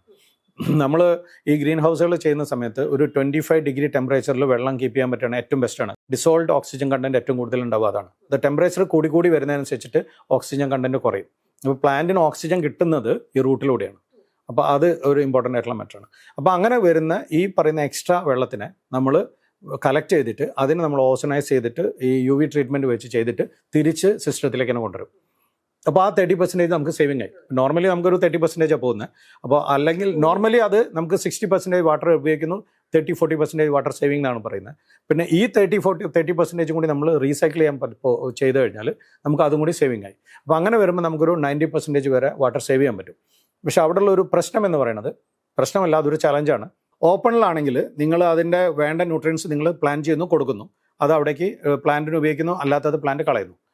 ഈ ക്ലോസ്ഡ് സിസ്റ്റത്തിൽ നിങ്ങൾ കൊടുക്കുന്ന സമയത്തുള്ള ന്യൂട്രിയൻസ് എത്രയാണെന്ന് നിങ്ങൾക്ക് കൃത്യമായിട്ട് അറിയാം. അത് പ്ലാന്റ് യൂസ് ചെയ്തു അതിൽ വരുന്ന എക്സ്ട്രാ വരുന്ന ഈ ഡ്രെയിനിലുള്ള ന്യൂട്രിയൻസിനെ കൃത്യമായിട്ട് ഡയഗ്നോസ് ചെയ്യാനുള്ള സിസ്റ്റം എല്ലാ ഗ്രീൻ ഹൗസുകളിലും ഉണ്ടാവില്ല. മെഷർ ചെയ്തുകൊണ്ട് അപ്പോൾ അതിനെ കൃത്യമായിട്ട് മെഷർ ചെയ്തുകൊണ്ടിരിക്കണം. ദാറ്റ് മേക്സ് ഇറ്റ് മോർ ഒരു കുറച്ചും കൂടി കോംപ്ലിക്കേറ്റഡ് ആക്കുന്നുണ്ട്. അതുപോലെ ആ ചെയ്യുന്ന തിരിച്ചു വരുന്ന വെള്ളത്തിൽ എന്തെങ്കിലും മറ്റേ ഫംഗസിൻ്റെ പ്രശ്നമോ അല്ലെങ്കിൽ എന്തെങ്കിലും ബാക്ടീരിയ അങ്ങനെ എന്തെങ്കിലും ഉണ്ടെങ്കിൽ ഇമ്മീഡിയറ്റ് ആയിട്ട് അത് ഇൻഫെക്ഷൻ വരാനുള്ള ചാൻസ് ഉണ്ട് പ്ലാന്റ്സിന്. അപ്പോൾ അതുകൊണ്ട് അതൊരു സെക്കൻഡ് സ്റ്റേജിൽ ഒരു നല്ല ഒരു എന്താ പറയുക ഒരു എക്സ്പീരിയൻസ്ഡ് ആയിട്ടുള്ള ഒരു ഗ്രോവർ ഉണ്ടെങ്കിൽ നമ്മൾ ആ സമയത്ത് പറയുന്ന ഒരു സിസ്റ്റമാണ് ക്ലോസ്ഡ് സിസ്റ്റം. പക്ഷേ ഓഫ് കോഴ്സ് ക്ലോസ്ഡ് സിസ്റ്റത്തിൽ നമുക്ക് ഹൈ വാട്ടർ സേവിംഗ് ആണ്, അതുപോലെ ഹൈ കോസ്റ്റ് സേവിംഗ് ആണ്. കാരണം ഞാൻ നേരത്തെ പറഞ്ഞ പോലെ 30-40% ഓഫ് ഫെർട്ടിലൈസർ എന്ന് പറയുന്നത് ഇറ്റ്സ് എ ബിഗ് കോസ്റ്റ്. ഈ നമ്മൾ എന്താ പറയുക ക്ലോസ്ഡ് ഗ്രീൻ ഹൗസുകളിൽ വരുമ്പോൾ അതും കൂടി നമുക്ക് സേവ് ചെയ്യാൻ പറ്റും. ഇപ്പം നോർമലി നമ്മൾ പറയാം നമുക്കൊരു ഫെറാറി ഉണ്ടായാൽ പോരാ, we need a Schumacher to drive എന്നാണ്. ഇല്ലെങ്കിൽ നമ്മളൊരു ഫെറാറി എടുത്ത് ഒരു നോർമൽ ഡ്രൈവറുടെ കയ്യിൽ കൊടുത്താൽ ചിലപ്പോൾ അത് പ്രശ്നത്തിലാവും. അപ്പോൾ അതുകൊണ്ട് തന്നെ ഇങ്ങനെയുള്ള ഗ്രീൻ ഹൗസുകൾ വരുന്ന സമയത്ത് അതിൽ എക്സ്പെർട്ടൈസിന് ഭയങ്കര ഇമ്പോർട്ടൻസ് ഉണ്ട്. നല്ല എക്സ്പേർട്സിനെ നിങ്ങൾ ഏൽപ്പിച്ച് കഴിഞ്ഞിട്ടുണ്ടെങ്കിൽ വളരെ നല്ല രീതിയിൽ നല്ല റിസൾട്ട് ഉണ്ടാക്കിയിട്ടും നല്ല കോസ്റ്റ് സേവിങ് വെച്ചിട്ട് നമുക്ക് ഇങ്ങനത്തെ പ്രോജക്റ്റ് ചെയ്യാൻ പറ്റും. നമ്മളൊരു ഓർഗാനിക് ഇൻഓർഗാനിക് എന്ന് പറയുമ്പോൾ, ഓർഗാനിക് എന്ന് പറയുന്നത് നോർമലി നമ്മൾ എനിത്തിങ് നമ്മൾ ലൈവായിട്ടുള്ള അതിൽ നിന്ന് എടുക്കുന്ന സാധനത്തിന് നമ്മൾ ഓർഗാനിക് എന്ന് പറയും. ഇൻഓർഗാനിക്കിലാണ് നമ്മുടെ ഫെർട്ടിലൈസറുകളും പിന്നെ നമ്മൾ കെമിക്കൽസ് സ്പ്രേ ചെയ്യുന്ന ഈ ഡിസീസിനൊക്കെ വരുന്ന കെമിക്കൽ സ്പ്രേ ചെയ്യുന്നതിലൊക്കെ. അപ്പോൾ ഇതിൽ ഫെർട്ടിലൈസർ ആസ് സച്ച് ശരിക്കും പറഞ്ഞാൽ അത്ര വലിയൊരു പ്രശ്നമല്ല. അതായത് നമുക്ക് അത്ര ഹെൽത്തിന് ഒരു പ്രോബ്ലം ഉണ്ടാക്കുന്നതല്ല. അപ്പോൾ ഒരു എക്സാമ്പിൾ ഞാൻ പറയാം. ഇപ്പോൾ പ്ലാന്റിനെ സംബന്ധിച്ചിടത്തോളം plant NPK, nitrogen phosphorus potash, പ്ലാന്റിന് ഒരിക്കലും നിങ്ങളത് ചാണകത്തിലൂടെയാണോ കൊടുക്കുന്നത്, മൂത്രത്തിലൂടെയാണോ കൊടുക്കുന്നത്, ഫെർട്ടിലൈസർ കെമിക്കൽ ഫെർട്ടിലൈസറിലൂടെയാണോ കൊടുക്കുന്നത് പ്ലാന്റിന് അറിയില്ല. അപ്പോൾ പ്ലാന്റിനെ സംബന്ധിച്ചിടത്തോളം പ്ലാന്റ് അബ്സോർബ് ചെയ്യുന്നത് whatever you give plant will absorb it in NPK. NPK means കെമിക്കലായില്ലേ, കാരണം അത് മൂലകങ്ങളായി, അപ്പോൾ അത് കെമിക്കലായി. അപ്പോൾ നമ്മളൊരു ഫെർട്ടിലൈസർ എന്നുള്ള കൺസെപ്റ്റിൽ അതിനെ പേടിക്കേണ്ട ആവശ്യമില്ല. അപ്പോൾ ഫെർട്ടിലൈസർ നമുക്ക് കൊടുക്കാം. അപ്പോൾ നമ്മൾ ഹെൽത്തിന് ഇഷ്യൂ ഉണ്ടാക്കുന്നു എന്ന് പറയുന്നത് മെയിൻലി നമ്മൾ ഈ സ്പ്രേ ചെയ്യുന്ന കെമിക്കൽസാണ്. അപ്പോൾ ഈ ക്ലോസ്ഡ് സിസ്റ്റത്തിൽ നമ്മൾ ചെയ്യുന്ന സമയത്ത് നമുക്ക് ഇൻസെക്റ്റും പെസ്റ്റും ഒക്കെ വരുന്ന കുറവാണ്. കാരണം നമ്മൾ ടോട്ടലി അതിനെ പ്രൊട്ടക്ട് ചെയ്യുന്നതിന് വേണ്ടിയിട്ടാണ്. അപ്പോൾ ആ പ്രൊട്ടക്ഷൻ നല്ല രീതിയിൽ കീപ്പ് ചെയ്താൽ നിങ്ങൾക്ക് ഈ ഇൻസെക്റ്റും ഫംഗസും അങ്ങനെയുള്ള സാധനങ്ങളൊന്നും ഉണ്ടാവില്ല. അപ്പോൾ നിങ്ങൾക്ക് മാക്സിമം പെസ്റ്റിസൈഡ് ഫ്രീ ആയിട്ടുള്ള പ്രോഡക്റ്റ്സ് അതിലുണ്ടാക്കാൻ പറ്റും. അപ്പോൾ അതുകൊണ്ട് തന്നെ ഇതൊരിക്കലും ഒരു ഹെൽത്ത് കൺസേൺ ആയിട്ടുള്ള ഒരു സാധനമേ അല്ല ആക്ച്വലി. അപ്പോൾ ഞാൻ പറഞ്ഞാൽ പ്ലാന്റിൻ്റെ പാർട്ട് എന്ന് ചിന്തിച്ചാൽ മതി. നമ്മൾ നമ്മുടെ പാർട്ട് എന്ന് ചിന്തിക്കുമ്പോൾ കെമിക്കൽ ഇടുന്നു, ഫെർട്ടിലൈസർ ഇടുന്നു, അത് നമുക്ക് ഭയങ്കര ടെൻഷൻ ആക്കുന്നുണ്ട്. പക്ഷേ പ്ലാന്റിൻ്റെ പാർട്ട് എന്ന് ചിന്തിച്ചാൽ പ്ലാന്റിന് നമ്മളിത് എന്തിലൂടെ കൊടുക്കുന്നു എന്ന് പ്ലാന്റിന് അറിയില്ല. പ്ലാന്റിന് അത് nitrogen phosphorus potash calcium magnesium എന്താ പറയുക സിങ്ക് മാംഗനീസ് അയൺ അങ്ങനെ പോവാണ്. അപ്പോൾ പ്ലാന്റിന് ഇതെല്ലാം മൂലകങ്ങളാണ്. പ്ലാന്റിന് അറിയില്ല അത് എന്തിൽ നിന്നാണ് കിട്ടുന്നത്. പ്ലാന്റിൻ്റെ മണ്ണിൽ നമ്മളത് അപ്ലൈ ചെയ്ത് കഴിഞ്ഞാൽ it will take the nutrient. ഡയറക്റ്റായിട്ട് നമ്മൾ കൊടുത്താൽ പെട്ടെന്ന് അബ്സോർബ് ചെയ്യും. മറ്റേത് നമ്മൾ കൊടുത്താൽ അത് മാറി ആ അബ്സോർപ്ഷൻ റേറ്റിലേക്ക് വന്നതിന് ശേഷം അബ്സോർബ് ചെയ്യുള്ളൂ. അതുകൊണ്ടാണ് നമ്മൾ പറയുക ഓർഗാനിക് ഫെർട്ടിലൈസേഴ്സ് കൊടുക്കുമ്പോൾ പ്ലാന്റ് കുറച്ചും കൂടി കഴിച്ചിട്ട് റിസൾട്ട് കാണിക്കുള്ളൂ. കെമിക്കൽ ഫെർട്ടിലൈസേഴ്സ് കൊടുത്താൽ ഇമ്മീഡിയറ്റ് ആയിട്ട് കാണിക്കും. അപ്പോൾ ആ രീതിയിൽ നമുക്ക് അതൊരു ഹെൽത്ത് ഇഷ്യൂ ആയിട്ട് ചെയ്യുന്നില്ല. ഇതിൽ മെയിൻ ഒരു റീസൺ എന്താണെന്ന് വെച്ചാൽ നമുക്ക് ഈ ഹൈഡ്രോപോണിക്സിലൂടെ ചെയ്യുന്ന ക്രോപ്പിനൊന്നും നമുക്ക് ഓർഗാനിക് സർട്ടിഫിക്കേഷൻ കിട്ടില്ല. അത് എന്തുകൊണ്ടാണെന്ന് വെച്ചാൽ ഓർഗാനിക് സർട്ടിഫിക്കേഷൻ്റെ നമ്മുടെ എന്താ പറയുക ഡെഫിനേഷനിൽ തന്നെ any crop which is grown through organic matter അല്ലെങ്കിൽ ഓർഗാനിക് വേയിൽ ഗ്രോ ചെയ്തിട്ട് ആൻഡ് ഗ്രോൺ ഇൻ സോയിൽ എന്നാണ്. അപ്പോൾ അതിന് മാത്രമേ നമുക്ക് ഓർഗാനിക് സർട്ടിഫിക്കേഷൻ കിട്ടുള്ളൂ. അപ്പോൾ അൺഫോർച്ചുനേറ്റ്ലി അല്ലെങ്കിൽ ഫോർച്ചുനേറ്റ്ലി ഹൈഡ്രോപോണിക്സ് എന്ന് പറയുന്നത് സോയിലല്ല ഗ്രോ ചെയ്യുന്നത്. അപ്പോൾ ഇൻ്റർനാഷണൽ ലെവലിൽ ഹൈഡ്രോപോണിക്സിന് ഓർഗാനിക് സർട്ടിഫിക്കേഷൻ കിട്ടാത്ത വലിയൊരു പ്രശ്നമുണ്ട്. ഇപ്പോൾ അത് പല രാജ്യങ്ങളിലും ഇപ്പോൾ ഭയങ്കര ഡിബേറ്റ് നടന്നുകൊണ്ടിരിക്കുകയാണ്. അതിന് കിട്ടണം, അതായത് സർട്ടിഫിക്കേഷൻ കിട്ടണം. കാരണം ആക്ച്വലി പറഞ്ഞാൽ നമ്മൾ സോയിലിൽ പറയുന്ന കാരണം സോയിലുള്ള എല്ലാ മൂലകങ്ങളോ അല്ലെങ്കിൽ എല്ലാ എന്താ പറയുക കെമിക്കൽസോ അല്ലെങ്കിൽ ബാക്കിയുള്ള കാര്യങ്ങളോ നമുക്ക് അറിയില്ല. ഇത് നമുക്ക് അറ്റ്ലീസ്റ്റ് അറിയാം. അതായത് ഇപ്പോൾ നമ്മളൊരു ഒരു ഒരു മരുന്ന് കൊടുക്കുമ്പോൾ നമുക്ക് അറിയുന്ന മരുന്ന് കൊടുക്കുന്നതും അറിയാത്തൊരു മരുന്ന് കൊടുക്കുന്ന പോലെയാണ്. അപ്പോൾ നമുക്ക് ഇത് അറിയാം നമ്മൾ എന്താ കൊടുക്കുന്നതെന്നുള്ളത്. അപ്പോൾ അതുകൊണ്ട് തന്നെ ഇറ്റ് മേക്സ് അതിന് കുറച്ചും കൂടി സേഫാണ്. സോയിൽ നല്ല മൂലകങ്ങളും മോശമായ മൂലകങ്ങളും, നല്ല എന്താ പറയുക ബാക്ടീരിയകൾ, മോശമായ ബാക്ടീരിയ, അങ്ങനെ പലതും ഉണ്ട്. അപ്പോൾ ആ ഒരു രീതിയിൽ ശരിക്കും പറഞ്ഞാൽ ഇത് സേഫാണ്. അപ്പോൾ ഇപ്പോൾ എന്താണ് ആൾക്കാരെല്ലാം കമ്പനികളൊക്കെ എന്താ ചെയ്യുന്നതെന്ന് വെച്ചാൽ ഓർഗാനിക് സർട്ടിഫിക്കേഷൻ കിട്ടില്ല. അപ്പോൾ പിന്നെ അതുകൊണ്ട് തന്നെ എന്ത് ചെയ്യുന്നു പറയാം, ബിയോണ്ട് ഓർഗാനിക്സ് അല്ലെങ്കിൽ സേഫ് ടു ഈറ്റ് ഫുഡ്സ്, അങ്ങനെയൊക്കെയാണ് ഇപ്പോൾ നമ്മൾ പറയുന്നത്. Actually it's very safe. അതായത് പെസ്റ്റിസൈഡ് യൂസ് ചെയ്യുന്നില്ല, അല്ലെങ്കിൽ പെസ്റ്റിസൈഡ് ഫ്രീ അങ്ങനെയൊക്കെ പറഞ്ഞിട്ടാണ് ഇപ്പോൾ മാർക്കറ്റ് ചെയ്യുന്നത്. പക്ഷേ മേ ബി അത് വലിയ ഡിബേറ്റ് മറ്റേ ഡിസ്കഷൻസ് നടന്നുകൊണ്ടിരിക്കുകയാണ്. ഇൻ ഫ്യൂച്ചറിൽ മേ ബി ഓർഗാനിക് ഫാമിംഗ് അല്ലെങ്കിൽ ഓർഗാനിക് പ്രൊഡക്ഷൻ എന്നുള്ളതിൻ്റെ ഡെഫിനേഷനിൽ തന്നെ മാറ്റം വന്നേക്കാം. അങ്ങനെയാണെങ്കിൽ it becomes an organic product later. Aquaponics എന്ന് പറയുന്നൊരു സിസ്റ്റം ഉണ്ട്. അക്വാപോണിക്സ് എന്ന് പറഞ്ഞിട്ടുണ്ടെങ്കിൽ നമ്മൾ ഫിഷിനെ വളർത്തുന്നു, ഫിഷിൻ്റെ വേസ്റ്റ് പ്ലാന്റിന് ഉപയോഗിക്കുന്നു, പ്ലാന്റിൽ നിന്ന് വരുന്ന എന്താ പറയുക അമോണിയ അങ്ങനെയുള്ള സാധനങ്ങളെല്ലാം തിരിച്ച് ഫിഷിന് കൊടുക്കുന്നു. അതൊരു സൈക്കിളാണ്. അപ്പം ഒരു ഭാഗത്ത് നമ്മൾ ടാങ്കിൽ ഫിഷിനെ വളർത്തും, ഫിഷിൽ വരുന്ന വെള്ളം ആ വെള്ളത്തിനെ പ്ലാന്റിലൂടെ കൊണ്ടുവരും, പിന്നെ പ്ലാന്റിൽ നിന്ന് വരുന്ന വെള്ളത്തിനെ സീവ് ചെയ്ത് ക്ലീൻ ചെയ്തിട്ട് ഫിഷിന് തന്നെ കൊടുക്കുന്നു. അതൊരു സൈക്കിളാണ്. അപ്പം ഇങ്ങനെ വരുമ്പോൾ ഇതിൽ നമ്മൾ ഒരു കെമിക്കലും കാര്യങ്ങളും ഒന്നും ഉപയോഗിക്കുന്നില്ല. ഈവൻ ഫെർട്ടിലൈസറും നമ്മൾ യൂസ് ചെയ്യുന്നില്ല. മറ്റേത് കെമിക്കൽ ഫെർട്ടിലൈസർ യൂസ് ചെയ്യുന്നുണ്ട് പറയാം ഹൈഡ്രോപോണിക്സിൽ. ഇവിടെ നമ്മൾ അതും യൂസ് ചെയ്യുന്നില്ല. അക്വാപോണിക്സ് എന്ന് പറയുന്ന സിസ്റ്റത്തിന് USDA എന്ന് പറയുന്ന ഇന്റർനാഷണൽ ഓർഗനൈസേഷനാണ്. അവർ ഓർഗാനിക് സർട്ടിഫിക്കേഷൻസ് കൊടുത്തു തുടങ്ങിയിട്ടുണ്ട്. അപ്പോൾ ഇപ്പോൾ മിഡിൽ ഈസ്റ്റിലൊക്കെ ഈ അക്വാപോണിക്സ് ചെയ്യുന്ന പല ഫാംസും ഓർഗാനിക് സർട്ടിഫൈഡ് ആണ്. അപ്പോൾ അതൊരു നെക്സ്റ്റ് ലെവലാണ്. അതായത് ഇനി അതിൻ്റെ അടുത്തതെന്ന് പറയുന്നത് ഇനി ഹൈഡ്രോപോണിക്സിലേക്ക് വരാനാണ്. അപ്പോൾ അറ്റ്ലീസ്റ്റ് ആദ്യം അക്വാപോണിക്സും അവർ ആക്സെപ്റ്റ് ചെയ്തിരുന്നില്ല. ഇപ്പോൾ അക്വാപോണിക്സിനെ ആക്സെപ്റ്റ് ചെയ്തിട്ടുണ്ട്, അതിനെ നമ്മൾ ഓർഗാനിക് സർട്ടിഫൈഡ് ആക്കിയിട്ടുണ്ട്. ഇനിയിപ്പോൾ നെക്സ്റ്റ് ഹൈഡ്രോപോണിക്സ് വരും. അപ്പോൾ ഇതൊരു പ്രശ്നമല്ല, it's A matter of time. അതായത് ആ കൺസെപ്റ്റ് ജനങ്ങൾക്ക് മനസ്സിലാവാനും ഇത് അത്ര വലിയൊരു പ്രശ്നമല്ല എന്ന് മനസ്സിലാക്കിയിട്ട് അതിലേക്ക് വരാനും. അത്ര വലിയ പ്രശ്നമേ അല്ല. ഇൻഫാക്ട് കെമിക്കലൊന്നും യൂസ് ചെയ്തിട്ടില്ലെങ്കിൽ, ഇപ്പോൾ കെമിക്കലൊക്കെ യൂസ് ചെയ്ത് ചെയ്യുന്ന ഹൈഡ്രോപോണിക് പ്രോജക്റ്റുകളുണ്ട്. ഇപ്പോൾ ഞങ്ങൾ തന്നെ മിഡിൽ ഈസ്റ്റിലൊക്കെ നോർമലി അത് ചെയ്യുന്നതുകൊണ്ട്, കാരണം മാക്സിമം പ്രൊഡക്ഷനാണ് അവിടെ എക്സ്പെക്ട് ചെയ്യുന്നത്. അപ്പോൾ അവിടെ ഒരു ഡിസീസോ കാര്യങ്ങളൊന്നും വരാൻ പാടില്ല. കാരണം നമ്മളൊരു ഓർഗാനിക് കൺസെപ്റ്റിലേക്ക് പോയാൽ നോർമലി നമ്മുടെ പ്രൊഡക്ഷനൊക്കെ കുറവായിരിക്കും. കാരണം ഡിസീസ് കുറച്ചധികം ഉണ്ടാവും, പിന്നെ വേണ്ട രീതിയിലുള്ള ന്യൂട്രിയൻസ് കൃത്യമായിട്ട് കിട്ടുന്നില്ല. കാരണം നമുക്കറിയില്ലല്ലോ ഓർഗാനിക് നമ്മൾ കൊടുക്കുന്ന മാറ്ററിൽ എത്ര NPK കൃത്യമായിട്ടുണ്ട്, അതിൽ പറയുന്നത് റഫ്ലി ആണ്. അപ്പോൾ ഇത് കെമിക്കൽ ഫെർട്ടിലൈസറിനെ റീപ്ലേസ് ചെയ്യണമെങ്കിൽ അത്രയും ഓർഗാനിക് ഫെർട്ടിലൈസർ നമ്മൾ കൊടുക്കേണ്ടി വരും. അപ്പോൾ അങ്ങനെ നോക്കുമ്പോൾ ഓർഗാനിക് ഫെർട്ടിലൈസേഴ്സിൻ്റെ അവൈലബിലിറ്റി ഭയങ്കര പ്രശ്നമാണ്. അപ്പോൾ അങ്ങനെ വരുമ്പോൾ നമുക്ക് അതെല്ലാം കുറഞ്ഞു വരുന്നുണ്ട്. ഒരിക്കലും ഒരു കൺസേൺ വേണ്ട ഒരു സിറ്റുവേഷൻ അല്ല അത്. കാരണം നമ്മൾ ഹെൽത്തി ആയിട്ടുള്ള പ്ലാന്റിനെയാണ് ഗ്രോ ചെയ്യുന്നത്. ഫെർട്ടിലൈസർ കൊടുക്കുന്നതെന്ന് മാത്രമേ ഉള്ളൂ. ബാക്കി എല്ലാം പെസ്റ്റിസൈഡ് ഫ്രീ ആയിട്ടുള്ള രീതിയിലാണ് ചെയ്യുന്നത്. അപ്പോൾ പെസ്റ്റിസൈഡ് ഫ്രീ എന്ന് പറഞ്ഞിട്ടുണ്ടെങ്കിൽ എത്രത്തോളം നമുക്ക് സേഫ് ആയിട്ടുള്ള പ്രോഡക്റ്റ് കിട്ടാൻ പറ്റും അത്രത്തോളം സേഫ് ആയിട്ടുള്ള പ്രോഡക്റ്റാണ് കിട്ടുന്നത്. അപ്പോൾ ഒരിക്കലും നമുക്കൊരു കൺസേൺ വേണ്ടാത്ത രീതിയിലേക്കാണ് വന്നുകൊണ്ടിരിക്കുന്നത്. നമ്മളിപ്പോൾ മിഡിൽ ഈസ്റ്റിലുള്ള എൻ്റെ കൂടുതൽ പ്രോജക്ട്സും മിഡിൽ ഈസ്റ്റാണ്. നമ്മൾ ആഫ്രിക്കയിൽ ചെയ്യുന്നുണ്ട്, അങ്ങനെ പല സ്ഥലത്തും ചെയ്യുന്നു. പക്ഷേ കൂടുതലും UAE, സൗദി, ഒമാൻ, ഖത്തർ അങ്ങനെയുള്ള സ്ഥലങ്ങളിലാണ് ചെയ്യുന്നത്. അപ്പോൾ ഇവിടെ ഇപ്പോൾ നമ്മൾ ചെയ്തുകൊണ്ടിരിക്കുന്ന ഗ്രീൻ ഹൗസിൻ്റെ ഉള്ളിൽ ചെയ്തുകൊണ്ടിരിക്കുന്ന ക്രോപ്സ് എന്ന് പറയുന്നത് ടൊമാറ്റോ ആണ്. പല ടൈപ്പ് ഓഫ് ടൊമാറ്റോസ് ഉണ്ട്. ചെറി ടൊമാറ്റോ, ബീഫ് ടൊമാറ്റോ, അങ്ങനെ പല ടൈപ്പ് ഓഫ് ടൊമാറ്റോസ് ഉണ്ട്.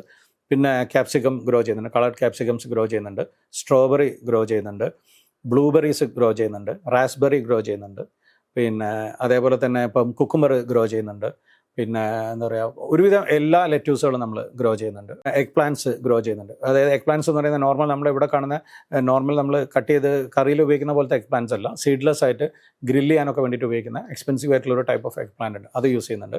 ഓൾമോസ്റ്റ് നമുക്ക് എല്ലാ ക്രോപ്പുകളും, ഇപ്പോൾ നമുക്ക് ഈവൺ ക്യാബേജ് വേണേൽ ചെയ്യാം. പക്ഷേ അതിൽ വേറൊരു ലിമിറ്റേഷൻ എന്ന് പറയുന്നത്, ഇപ്പോൾ അധികം പ്രൈസി അല്ലാത്ത ക്രോപ്സ് നമ്മൾ ചെയ്ത് കഴിഞ്ഞാൽ ഞാൻ പറഞ്ഞില്ല, ഇതിൻ്റെ ഇനീഷ്യൽ ഇൻവെസ്റ്റ്മെൻറ്റ് കൂടുമ്പോൾ നമുക്കത് ഫീസിബിൾ ആവില്ല, കറൻ്റ്ലി ഫീസിബിൾ ആവില്ല.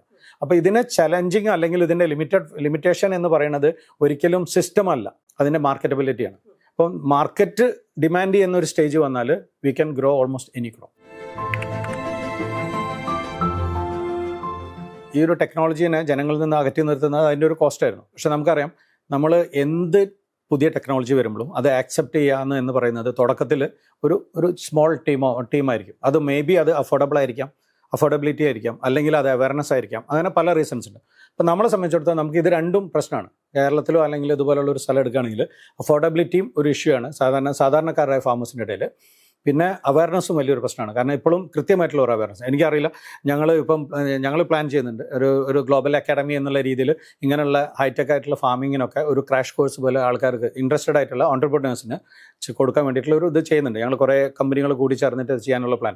അപ്പോൾ അങ്ങനത്തെ അവയർനെസ് നമ്മൾ വരികയാണെങ്കിൽ നമുക്കത് കുറേയും കൂടി ഫാസ്റ്റായിട്ട് ചെയ്യാൻ പറ്റും. അപ്പോൾ ഇപ്പോൾ ആ ചോദ്യത്തിലേക്ക് വരികയാണെങ്കിൽ, ഇപ്പം നമ്മൾ സാധാരണ രീതിയിൽ ഓപ്പൺ ഫീൽഡിൽ അല്ലെങ്കിൽ സ്ഥലത്ത് ഉണ്ടാക്കുന്നു പറയണം. അപ്പോൾ ഈ സ്ഥലത്തിൽ ഉണ്ടാക്കുന്ന സമയത്ത് നമുക്ക് സീസണാലിറ്റി ഒരു വലിയ പ്രശ്നമാണ് പറഞ്ഞു. അപ്പോൾ കുറച്ച് സമയത്ത് ഉണ്ടാക്കാൻ പറ്റുള്ളൂ. 365 ദിവസം നമ്മൾ എടുത്തിട്ടുണ്ടെങ്കിൽ നമുക്ക് മാക്സിമം നമുക്കൊരു 200 ദിവസം 250 ദിവസമായിരിക്കും നമുക്ക് ക്രോപ്പ് ഉണ്ടാക്കാൻ പറ്റുക. അപ്പോൾ അവിടെ തന്നെ നമുക്കൊരു 200ഓളം ദിവസം നമുക്ക് മാറി, അതായത് 160 ദിവസത്തോളം നമുക്ക് മാറി. ഈ സിസ്റ്റത്തിലേക്ക് വരുമ്പോൾ അത് നമുക്ക് യൂസ് ചെയ്യാൻ പറ്റും. അപ്പോൾ അത് നമുക്ക് ഫ്യൂച്ചറിൽ പ്രോഫിറ്റബിലിറ്റിയിലേക്ക് സപ്പോർട്ട് ചെയ്യും. ഇനീഷ്യൽ എക്സ്പെൻസസ് കൂടുതലാണ്. അപ്പോൾ ഈ ഇനിഷ്യൽ എക്സ്പെൻസസ് കൂടുതൽ എന്ന് പറയുമ്പോൾ തന്നെ നമുക്കറിയാം, ഇപ്പം നമ്മൾ കേരളത്തിലൊക്കെ നാഷണൽ ഹോർട്ടിക്കൾച്ചർ ബോർഡ് പിന്നെ അങ്ങനെ പല രീതിയിലും ഗവൺമെൻറ് വലിയ വലിയ സബ്സിഡീസ് കൊടുക്കുന്നുണ്ട്. 30-40% സബ്സിഡി കൊടുക്കുന്നുണ്ട് ഈ ഹൈടെക് ഫാമിങ്ങിന്. പലർക്കും അറിയില്ല. അപ്പോൾ അറിയാത്തത് കൊണ്ട് തന്നെ പല സമയത്തും ഇതിൻ്റെ എമൗണ്ടുകളൊക്കെ ലാപ്സ് ആയിട്ട് പോകുന്നുണ്ട്. അപ്പോൾ ഞാൻ പറയുന്നത്, നമ്മൾ ശരിക്കും ഗവൺമെൻറ്റൊക്കെ വലിയ രീതിയിലുള്ള അവയർനെസ് ക്രിയേറ്റ് ചെയ്യേണ്ടത് എന്തെല്ലാം ടെക്നോളജീസ് അവൈലബിൾ ആണ്, ഈ ടെക്നോളജീസിനെ കോസ്റ്റ് എഫക്റ്റീവ് ആക്കാൻ എത്ര രീതിയിൽ ഗവൺമെൻറ്റിൻ്റെ ഭാഗത്തുള്ള സപ്പോർട്ട് ഉണ്ട് എന്നുള്ളത് കൃത്യമായിട്ട് ജനങ്ങളിലേക്ക് എത്തിക്കണം. അപ്പോൾ ഞാൻ അതിൻ്റെ സിസ്റ്റത്തിന് കുറ്റം പറയാനൊന്നും പോകുന്നില്ല. ഞാനും തുടക്കത്തിൽ ഇവിടെ തന്നെ ഉണ്ടായിരുന്ന ഒരാളാണ്. അപ്പം ബാക്കിയുള്ള സ്ഥലങ്ങളിൽ നമുക്ക് അവയർനെസ് ഉണ്ട് നല്ല രീതിയിൽ. അപ്പോൾ ആ അവയർനെസ്സിൻ്റെ ഒരു റീസൺ എന്ന് പറയുന്നത് അവിടെ മസ്റ്റാണത്. നമ്മൾ മസ്റ്റ് ഫേസിലേക്ക് നമ്മൾ വന്നിട്ടില്ല.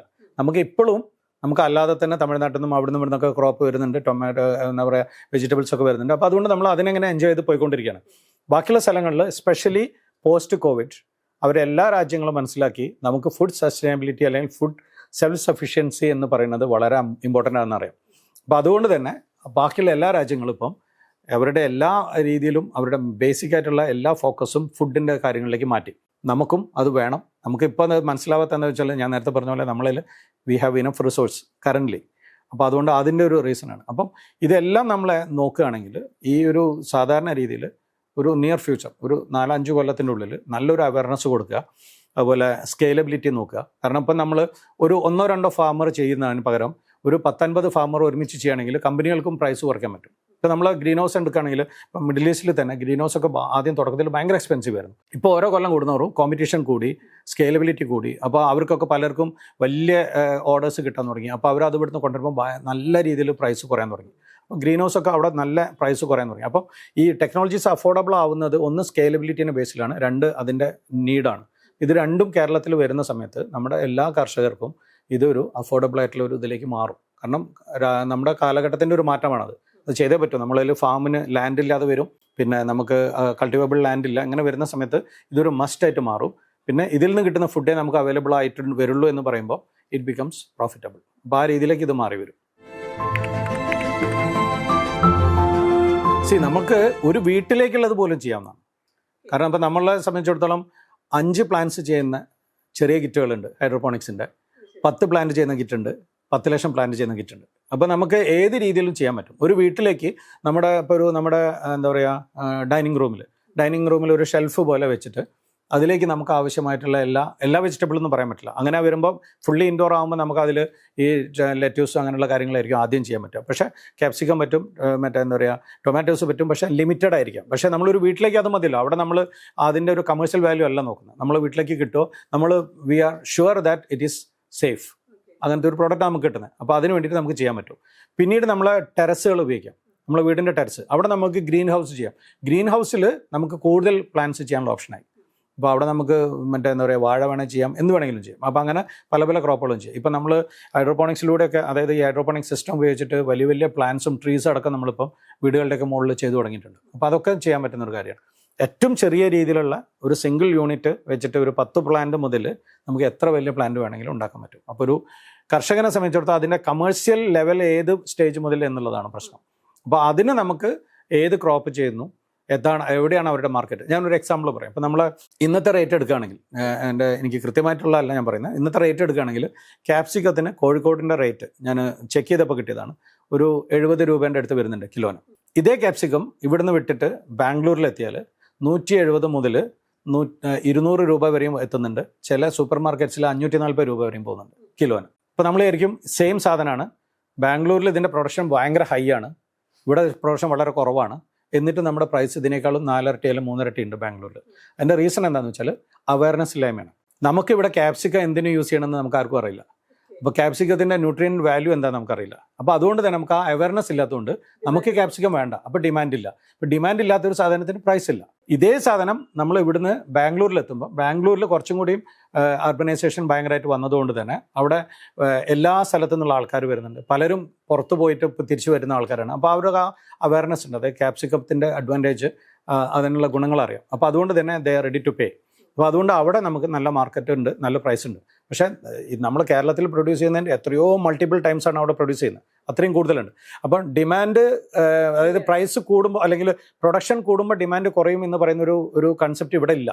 ഇവിടെ ആക്ച്വലി പ്രൊഡക്ഷൻ കൂടിയപ്പം ഡിമാൻഡ് കൂടിയതാണ്. അതിൻ്റെ റീസൺ അപ്പോൾ അലോങ് വിത്ത് ദ പ്രൊഡക്ഷൻ അവിടെ അവയർനെസ്സും കൂടുതലാണ്. അപ്പോൾ അതൊരു ഇമ്പോർട്ടൻ്റ് ആയിട്ടുള്ള കാര്യമാണ്. അപ്പോൾ പല പ്രോജക്റ്റും പല പ്രോഡക്റ്റും നമുക്ക് നമ്മുടെ കർഷകർക്കോ അല്ലെങ്കിൽ നമ്മുടെ സാധാരണക്കാർക്കോ ഒന്നുകിൽ അവൈലബിൾ ആവാത്തതിൻ്റെ റീസണോ അല്ലെങ്കിൽ നമുക്ക് റീച്ചബിൾ ആവാത്തതിൻ്റെ റീസണോ അവയർനെസ് ആണ്. ഈ അവയർനെസ് ക്രിയേഷനിലാണ് ഗവൺമെൻറ്റുകളൊക്കെ മാക്സിമം ശ്രദ്ധ കൊടുക്കേണ്ടത്. അവയർനെസ് ക്രിയേറ്റ് ചെയ്ത് കഴിഞ്ഞാൽ ഫാർമറിന് അറിയാം, ഒരു ഫാർമറിനെ സംബന്ധിച്ചിടത്തോളം പ്രോഫിറ്റബിൾ ആണ്, ഡൂവബിൾ ആണെങ്കിൽ ഹി വിൽ ഡു. അതിന് നിങ്ങൾ ഗവൺമെൻറ്റോ അല്ല ആരും അവരെ നിർബന്ധിക്കേണ്ട. അപ്പോൾ അവിടെ പ്രോഫിറ്റബിൾ ആണോ ഡൂവബിൾ ആണോ എന്ന് അവരൊക്കെ അറിയിച്ചു കൊടുക്കുക എന്നുള്ളത് ഗവൺമെൻറ് ഉത്തരവാദിത്തമാണ്. തീർച്ചയായിട്ടും. ഇപ്പോൾ അതിപ്പോൾ ഒരു നല്ലതാണോ ചീത്തയാണോ, അല്ലെങ്കിൽ നമ്മുടെ ട്രഡീഷണൽ സിസ്റ്റം മാറി നമ്മൾ വേറെ കാര്യങ്ങളിലേക്ക് പോകുന്നുണ്ടോ എന്നൊക്കെ ചോദിച്ചു കഴിഞ്ഞാൽ അതൊരു വേറെ ചോദ്യമാണ്. പക്ഷേ എല്ലാം നല്ലതാണ്. ഇപ്പോൾ ഞാനെപ്പോഴും മനസ്സിൽ വിചാരിക്കേണ്ടത് കേരളൈറ്റ്സിൻ്റെ വേറൊരു പ്രശ്നം, നമ്മളിപ്പോൾ ഒരു ഫുഡ് ഹാബിറ്റ് പറയുന്നതുകൊണ്ട് പറയുകയാണ്, നമ്മുടെ ഒരു പ്രശ്നം, നമ്മൾ ഏത് സ്ഥലങ്ങളിൽ പോയാലും അവിടുത്തെ ടേസ്റ്റി ബട്ട് നല്ല ആരോഗ്യപരമല്ലാത്ത പ്രോഡക്റ്റ് മുഴുവൻ നമ്മൾ അക്സെപ്റ്റ് ചെയ്യും.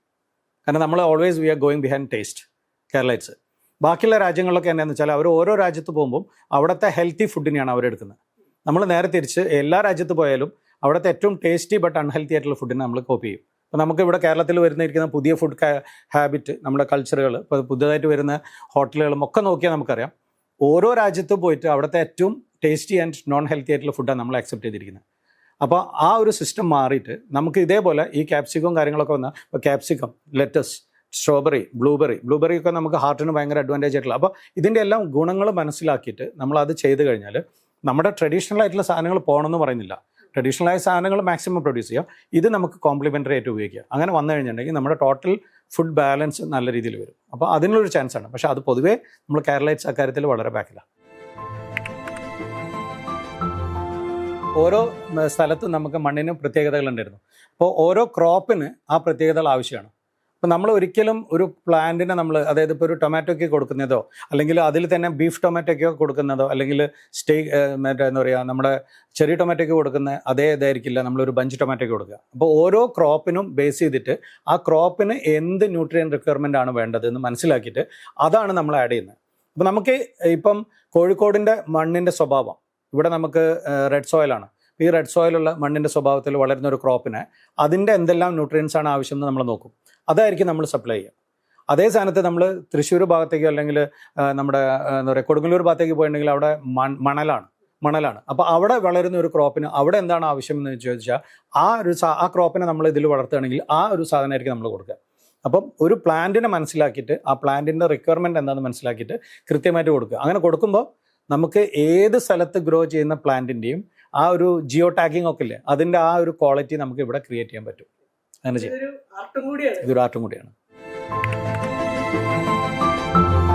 ഇപ്പം നമ്മൾ കുറേ കേൾക്കുന്ന ഒരു വേർഡാണ്, നമ്മൾ ഇന്ത്യ 2070 ആകുമ്പോഴേക്കും നമ്മൾ നെറ്റ് സീറോ അല്ലെങ്കിൽ കാർബൺ ന്യൂട്രൽ എന്നുള്ള രീതിയിലേക്ക് മാറും. ഇതൊക്കെ നമ്മൾ കേൾക്കുന്നത്. പല രാജ്യങ്ങൾക്കും ടാർഗറ്റ്സ് ഉണ്ട്. പല രാജ്യങ്ങളും 2030, 35, കാരണം കൂടുതൽ ഗ്രീനറിക്കുള്ള രാജ്യങ്ങൾ വേഗം അവർക്ക് നെറ്റ് സീറോയിലേക്ക് പോവാം. നമ്മളെ പോലത്തെ രാജ്യങ്ങൾ കുറച്ചും കൂടി കഴിഞ്ഞിട്ടാണ്. അപ്പോൾ ഈ നെറ്റ് സീറോ അല്ലെങ്കിൽ കാർബൺ ക്രെഡിറ്റ് ഇതെല്ലാം അതുപോലെ കാർബൺ ഫുട് പ്രിൻറ്റ് ഇതെല്ലാം നമുക്കൊരു തരം റിലേറ്റഡ് ആയിട്ടുള്ള ടോപ്പിക്കുകളാണ്. അപ്പോൾ ഈ കാർബൺ ക്രെഡിറ്റ് എന്ന് പറഞ്ഞിട്ടുണ്ടെങ്കിൽ നമ്മൾ എത്ര കാർബൺ ഡൈ ഓക്സൈഡ്, കാരണം കാർബൺ ഡൈ ഓക്സൈഡ് ഒരു പൊല്യൂഷനാണ്. നമ്മുടെ വണ്ടികൾ ഉപയോഗിക്കുമ്പോഴും അല്ലെങ്കിൽ ഫാക്ടറികൾ എന്നൊക്കെ പറഞ്ഞുള്ള ഒരു പൊല്യൂഷനാണ് നമ്മളെ green house gases. Green house gases എന്ന് പറയാം. അപ്പോൾ അതിൽ നമുക്ക് കാർബൺ ഡൈ ഓക്സൈഡ് വരുന്നുണ്ട്, മീത്തേൻ വരുന്നുണ്ട്, നൈട്രസ് ഓക്സൈഡ് വരുന്നുണ്ട്. ഇതൊക്കെ നമ്മൾക്ക് ഹ്യൂമൻസിന് ഹാംഫുൾ ആയിട്ടുള്ള ഗ്യാസുകളാണ്. അപ്പോൾ അത് നമ്മൾ മാക്സിമം, പക്ഷേ ഈ പറയുന്ന കമ്പനികൾക്കൊക്കെ ഓയിൽ കമ്പനികൾ, ഏവിയേഷൻ കമ്പനികൾ, ട്രാൻസ്പോർട്ടേഷൻ കമ്പനികൾ, അതുപോലെ ഫാക്ടറികൾ, ഇവർക്കൊക്കെ ഇത് പുറത്ത് വിട്ടേ പറ്റും. അപ്പോൾ അവർ നമ്മുടെ ലോകത്തിനെ പൊല്യൂട്ട് ചെയ്തുകൊണ്ടിരിക്കുകയാണ്. പക്ഷേ അവർ മാക്സിമം ലാഭം ഉണ്ടായിക്കൊണ്ടിരിക്കുന്നു. കാരണം ഏറ്റവും കൂടുതൽ ലാഭമുള്ള കമ്പനികളും അതാണ്. അപ്പോൾ അവർ മാക്സിമം പൊല്യൂട്ട് ചെയ്യുന്നു, മാക്സിമം ലാഭം എടുക്കുന്നു. സാധാരണക്കാരായ നമ്മുടെ പോലത്തെ സാധാരണക്കാരുള്ള ജനങ്ങൾക്ക് നമുക്ക് ജീവിക്കാൻ അവകാശപ്പെട്ട ഈ മണ്ണ്, മറ്റേ എന്താ പറയുക, നല്ല വായു, ഇതൊക്കെ നമുക്ക് മലിനമായിക്കൊണ്ടിരിക്കുന്നു. അപ്പം ലോകം മുഴുവൻ ഇപ്പോൾ എന്താണെന്ന് വെച്ചാൽ കാർബൺ ക്രെഡിറ്റ് എന്ന് പറയുന്ന ഒരു കൺസെപ്റ്റിലേക്ക് വന്നു. അതായത് കാർബൺ ക്രെഡിറ്റ് എന്താണെന്ന് വെച്ചാൽ എത്ര കാർബൺ ഡൈ ഓക്സൈഡിനെ നമ്മൾ ഈ ഭൂമിയിൽ നിന്നും മാറ്റുന്നു എന്നുള്ളതാണ്. അപ്പോൾ നിങ്ങൾ 1 ടൺ കാർബൺ ഡൈ ഓക്സൈഡിനെ മാറ്റിയാൽ അത് നിങ്ങൾക്കൊരു പ്ലാന്റ് ഉണ്ടെങ്കിൽ, കാരണം പ്ലാന്റ്സ് ആണ് ഈ കാർബൺ ഡൈ ഓക്സൈഡിനെ അബ്സോർബ് ചെയ്യുന്ന ഒരു സാധനം, ഏറ്റവും നല്ലൊരു മാർഗം എന്ന് പറയുന്നത്. അപ്പോൾ നിങ്ങളുടെ കയ്യിൽ നല്ല പ്ലാന്റ്സ് ഉണ്ടെങ്കിൽ, അല്ലെങ്കിൽ നല്ലൊരു പ്ലാന്റേഷൻ ഉണ്ടെങ്കിൽ, നിങ്ങൾ 1 ടൺ കാർബൺ ഡൈ ഓക്സൈഡിനെ അന്തരീക്ഷത്തിൽ നിന്ന് ഈ പ്ലാന്റ്സ് വലിച്ചെടുത്തിട്ട് ഓക്സിജനാക്കി നിങ്ങൾക്ക് തന്നാൽ യു ഗെറ്റ് 1 ക്രെഡിറ്റ്. അപ്പോൾ അതിനാണ് നമ്മൾ കാർബൺ ക്രെഡിറ്റ് പറയുന്നത്. അപ്പോൾ എത്ര ടൺ കാർബണിനെ കാർബൺ ഡൈ ഓക്സൈഡിനെ നിങ്ങൾ റിമൂവ് ചെയ്യുന്നു, അതാണ് കാർബൺ ക്രെഡിറ്റ്. അപ്പോൾ 1 ടൺ കാർബൺ ഡൈ ഓക്സൈഡിനെ നിങ്ങൾ റിമൂവ് ചെയ്താൽ യു വിൽ ഗെറ്റ് 1 ക്രെഡിറ്റ്, ഒരു കാർബൺ ക്രെഡിറ്റ്. അപ്പോൾ അതാണ് കാർബൺ ക്രെഡിറ്റ് എന്ന് പറയുന്നത്. പിന്നെ നമ്മൾ നെറ്റ് സീറോ എന്ന് പറയുന്നത് എത്ര കാർബൺ പുറന്തള്ളുന്നു, എത്ര കാർബൺ അബ്സോർബ് ചെയ്യുന്നു, ഇത് രണ്ടും ബാലൻസ് ആവുന്ന ഒരു സ്റ്റേജിനാണ് നമ്മൾ നെറ്റ് സീറോ എന്ന് പറയുന്നത്. അപ്പം നമ്മുടെ ലോകം എന്ന് പറയുന്നത് പണ്ടൊക്കെ പോസിറ്റീവായിരുന്നു. കാരണം എന്ന് വെച്ചാൽ തള്ളുന്നതിനേക്കാളും കൂടുതലായിട്ട് കാർബൺ ഡൈ ഓക്സൈഡ് നമ്മൾ പുറത്തിടുന്നതിനേക്കാളും കൂടുതലായിട്ട് അത് അബ്സോർബ് ചെയ്ത് പോകുമായിരുന്നു. അപ്പോൾ അന്ന് എത്രയും നല്ല എന്താ പറയുക ക്ലൈമറ്റ് ആയിരുന്നു നമ്മളത്. പക്ഷെ ഇന്ന് അത് മാറി വന്നു. കാരണം ട്രീസും പ്ലാന്റ്സും വെജിറ്റേഷൻ കൂടുതലായിരുന്നു. ഇപ്പോൾ അതെല്ലാം കുറഞ്ഞു വന്നു. അപ്പം പക്ഷേ നമ്മൾ തിരിച്ചതിനെ എങ്ങനെയെങ്കിലും തിരിച്ചു കൊണ്ടുവന്നിട്ട് പ്ലാന്റ് വെക്കുക, അല്ലെങ്കിൽ റീസൈക്ലിംഗ് ആയിട്ടുള്ള എന്താ പറയുക സിസ്റ്റംസ് ഉപയോഗിക്കുക. അപ്പോൾ നമ്മൾ ഈ നേരത്തെ പറഞ്ഞ നമ്മുടെ കണ്ടെയ്നർ ഫാമിംഗ് ഒക്കെ അതിനെ സപ്പോർട്ട് ചെയ്യുന്ന ഒരു സാധനമാണ്. കാരണം അത് കൂടുതലും പ്രൊട്ടക്റ്റഡ് ആയിട്ടുള്ള ഏരിയയിലാണ്, കൂടുതൽ എന്താ പറയുക എനർജി ലോസ് വരുന്നില്ല, പിന്നെ മാക്സിമം പ്രൊഡക്ഷൻ കിട്ടുന്നു എന്ന് പറയുമ്പോൾ അത്രയും നമ്മൾ റിസോഴ്സസ് കുറച്ചല്ലേ ഉപയോഗിക്കുന്നുള്ളൂ. അപ്പോൾ അതൊക്കെ നമ്മൾ അതിനെ സപ്പോർട്ട് ചെയ്യുന്നുണ്ട്. അപ്പോൾ നമ്മൾ അതുപോലെ തന്നെ കാർബൺ ഫുട് പ്രിൻ്റ് എന്ന് പറയുന്നത് എത്ര ടണ്ണ് നമ്മൾ പ്രൊഡ്യൂസ് ചെയ്യുന്നു എന്നുള്ളതാണ്. അപ്പോൾ അതിനെ മാക്സിമം കുറയ്ക്കുക എന്നുള്ള. അപ്പോൾ നമ്മൾക്ക് ഇപ്പോൾ കേരളം പോലുള്ള ഒരു രാജ്യം, ഇപ്പം കേരളം പോലുള്ള ഒരു സ്റ്റേറ്റിനൊക്കെ ഒരു അഡ്വാൻറ്റേജ് എന്ന് പറഞ്ഞാൽ നമ്മൾ ബോസ്റ്റ് ചെയ്യുന്ന, അല്ലെങ്കിൽ നമ്മൾ അഭിമാനം കൊള്ളുന്ന ഒരു കാര്യമാണ് നമ്മുടെ വെജിറ്റേഷൻ, അല്ലെങ്കിൽ ഗ്രീനറി. അപ്പോൾ ഈ ഗ്രീനറീനെ നമ്മൾ ഇത്രയും കാലം നോർമലി നമ്മൾ കാണുന്നു, പോയി നല്ല രീതിയിൽ ഭംഗി ആസ്വദിക്കുന്നു, പല ആൾക്കാരും അതിൽ പ്ലാന്റ്സ് ഉണ്ടാക്കുന്നു, ഫ്രൂട്ട്സ് ആയിരിക്കാം, മറ്റേ വെജിറ്റബിൾ ആയിരിക്കാം, അതൊക്കെ നമ്മൾ കൺസ്യൂം ചെയ്യുന്നു എന്നല്ലാതെ ഇതിൻ്റെ ഈ ഒരു സ്കോപ്പിനെ പറ്റിയിട്ട് ആരും ചിന്തിച്ചിട്ടില്ല. അപ്പോൾ കാർബൺ ക്രെഡിറ്റ് എന്ന് പറഞ്ഞിട്ടുണ്ടെങ്കിൽ ഞാൻ നേരത്തെ പറഞ്ഞ ഈ ഏവിയേഷൻ കമ്പനികൾ, അല്ലെങ്കിൽ പെട്രോളിയം കമ്പനികൾ, ഇങ്ങനെയുള്ള കമ്പനികൾ എത്രത്തോളം കാർബൺ അവർ പ്രൊഡ്യൂസ് ചെയ്യുന്നുണ്ടോ അത്രത്തോളം കാർബൺ ക്രെഡിറ്റ് അവർ വാങ്ങിയിരിക്കണം. അപ്പോൾ അവരത് വാങ്ങുന്നു എന്ന് പറയുന്നത് ലോകത്തിൻ്റെ എവിടെ വേണമെങ്കിലും അവർക്കത് വാങ്ങാം. അപ്പോൾ അത് വാങ്ങുന്നു എന്ന് പറയുന്നത് അത്രയും പ്ലാന്റ്സിനെ അവർ മെയിൻറ്റെയിൻ ചെയ്യാനുള്ള പൈസ കൊടുക്കുന്നുണ്ടെന്നാണ്. അപ്പോൾ അങ്ങനെ ഒരു സ്റ്റേജിലേക്ക് നമ്മൾ വന്നു കഴിഞ്ഞിട്ടുണ്ടെങ്കിൽ നമ്മൾക്ക് ഈ പറയുന്ന ഗ്രീനറികൾ, ഇപ്പോൾ നമ്മളുടെ നോർമലി ഒരു കാൽക്കുലേഷൻ എന്ന് പറയുന്നത് അത്യാവശ്യം നല്ലൊരു വെജിറ്റേഷനുള്ള ഒരു ഏരിയ നമ്മൾക്കുണ്ടെങ്കിൽ ഒരു ഏക്കറിന് നമുക്ക് ഓൾമോസ്റ്റ് ഒരു 6 മുതൽ 8 അല്ലെങ്കിൽ 8 മുതൽ 10 വരെ പറയുന്നുണ്ട്. പക്ഷേ നമ്മളൊരു സേഫർ സൈഡിൽ 6 to 8 ടൺ കാർബൺ നമുക്ക് റിമൂവ് ചെയ്യാൻ പറ്റും ഒരു ഏക്കർ എന്നുള്ള നല്ലൊരു പ്ലാന്റേഷനെ കൊണ്ട്. അപ്പോൾ അങ്ങനെ വരുമ്പോൾ 1 ടൺ കാർബൺ നമ്മൾ റിമൂവ് ചെയ്താൽ നമുക്ക് 1 കാർബൺ ക്രെഡിറ്റ് കിട്ടി. അപ്പോൾ നമ്മൾ ഒരു ഏക്കറിന് 8 ടണ്ണോ അല്ലെങ്കിൽ 10 ടണ്ണ് വരെ നമ്മൾ ചെയ്താൽ ഒന്നുകിൽ 8 പോയിൻറ്റ് അല്ലെങ്കിൽ 10 പോയിൻറ്റ് കിട്ടി. അപ്പോൾ ഈ കിട്ടുന്ന പോയിൻറ്റിനെയാണ് നമ്മൾ കാർബൺ ക്രെഡിറ്റ് എന്ന് പറയുന്നത്. ഈ ക്രെഡിറ്റിന് നമ്മൾക്ക് ഇൻ്റർനാഷണൽ മാർക്കറ്റിൽ സെയിൽ ചെയ്യാൻ പറ്റും. അപ്പോൾ ഇതുപോലത്തെ കമ്പനികൾ, ഈ കാർബൺ ക്രെഡിറ്റ് ആവശ്യമായിട്ടുള്ള കമ്പനികൾ നമ്മൾക്ക് നമ്മുടെ അടുത്തുനിന്ന് പൈസ തന്നിട്ട് ഈ ക്രെഡിറ്റ് വാങ്ങും. ഈ ക്രെഡിറ്റ് വാങ്ങുക എന്ന് പറയുന്നത് it's only that credit goes. Plant നമ്മളതാണ്, ലാൻഡ് നമ്മളതാണ്, ഒക്കെ നമ്മുടെ കയ്യിൽ തന്നെയാണ്. അപ്പോൾ നമ്മൾ രജിസ്റ്റർ ചെയ്യണം. ഇത് നമ്മൾക്ക് രജിസ്റ്റർ ചെയ്യാനുള്ള പ്രോസസ്സ് ഉണ്ട്. അപ്പോൾ ആ രജിസ്റ്റർ ചെയ്ത് കഴിഞ്ഞാൽ ഓഡിറ്റേഴ്സ് വരും, അവരത് കണ്ട് കൃത്യമായിട്ട് അവർ അതിനെ സർട്ടിഫൈ ചെയ്ത് തരും. ഈ കമ്പനി അല്ലെങ്കിൽ ഈ പ്ലാന്റേഷൻ ഇത്രയും കാർബൺ ക്രെഡിറ്റ്സ് ഉണ്ടാക്കുന്നുണ്ട്. അത് രജിസ്റ്റർ ചെയ്ത് കഴിഞ്ഞാൽ നമ്മൾക്ക് ഇൻ്റർനാഷണൽ കമ്പനികൾ അപ്രോച്ച് ചെയ്തിട്ടുണ്ടെങ്കിൽ അവർ ഈ കാർബൺ ക്രെഡിറ്റ് പർച്ചേസ് ചെയ്യും നമ്മുടെ അടുത്ത് നിന്ന്. അപ്പോൾ നമുക്ക് നോർമലി നമ്മൾക്ക് കിട്ടുന്ന വരുമാനം കൂടാതെ ഇതൊരു അഡീഷണൽ വരുമാനമാണ്. ഇപ്പോഴത്തെ ഒരു റേറ്റിൽ ഇൻ്റർനാഷണൽ ഇത് വെച്ചിട്ട് നോക്കുകയാണെങ്കിൽ ഒരു കാർബൺ ക്രെഡിറ്റിന് ഓൾമോസ്റ്റ് 2000 മുതൽ 4000 രൂപ വരെ അവർ പേ ചെയ്യുന്നുണ്ട്. അപ്പോൾ നമുക്ക് അത്രയും ടണ്ണ് നമ്മൾ പ്രൊഡ്യൂസ് ചെയ്യണമെങ്കിൽ, അത്രയും ടണ്ണ് നമ്മൾ ചെയ്തിട്ടുണ്ടെങ്കിൽ നമുക്ക് അത്രയും പൈസ നമുക്ക് ഇൻ്റർനാഷണൽ കമ്പനികൾ. അപ്പോൾ ഈ ഒരു പൈസേൻ്റെ പ്രത്യേകത എന്താണെന്ന് വെച്ചാൽ നമ്മളൊന്നും അറിയാതെ കിട്ടുന്നതാണ്. നമ്മൾ ബാക്കിയെല്ലാം നമ്മൾ നോർമലി ചെയ്യുന്നതാണ്. ബാക്കി നമ്മൾ ആ ഫാമിൽ നിന്നോ അല്ലെങ്കിൽ ആ ഒരു ലാൻഡിൽ നിന്നോ നമുക്ക് കിട്ടുന്ന എല്ലാ നമ്മുടെ എന്താ പറയുക റിസൾട്ടും അല്ലെങ്കിൽ അതിൻ്റെ പ്രൊഡ്യൂസും നമുക്ക് അതേപോലെ തന്നെ എടുക്കാം. ഫാമും നമ്മളതാണ്, ലാൻഡും നമ്മളതാണ്, പ്ലാന്റും നമ്മളതാണ്. ഈ എക്സെപ്റ്റ് ഈ ഒരു ക്രെഡിറ്റ് നമ്മൾ കൊടുക്കുന്നതിലൂടെ നമുക്ക് ഇൻ്റർനാഷണലി ഒരു അഡീഷണൽ ഫണ്ട് കൂടി കിട്ടും. അപ്പോൾ ഈ കാർബൺ ക്രെഡിറ്റ് എന്ന് പറയുന്നത് കേരളം പോലുള്ള ഒരു സംസ്ഥാനത്തിന് ഫ്യൂച്ചറിലേക്ക് നമ്മുടെ കർഷകർക്കൊക്കെ ഭയങ്കര അഡ്വാൻറ്റേജ് ആണ്. അപ്പോൾ നമ്മൾ ശരിക്കും ഇപ്പോൾ ഒരു എന്താ പറയുക 10 ഏക്കർ ഒരു 10 സെൻറ്റ് സ്ഥലമുള്ള അല്ലെങ്കിൽ 20 സെൻറ്റ് സ്ഥലമുള്ള ഒരാൾക്ക് എന്ത് കാർബൺ ക്രെഡിറ്റ് ആണ്?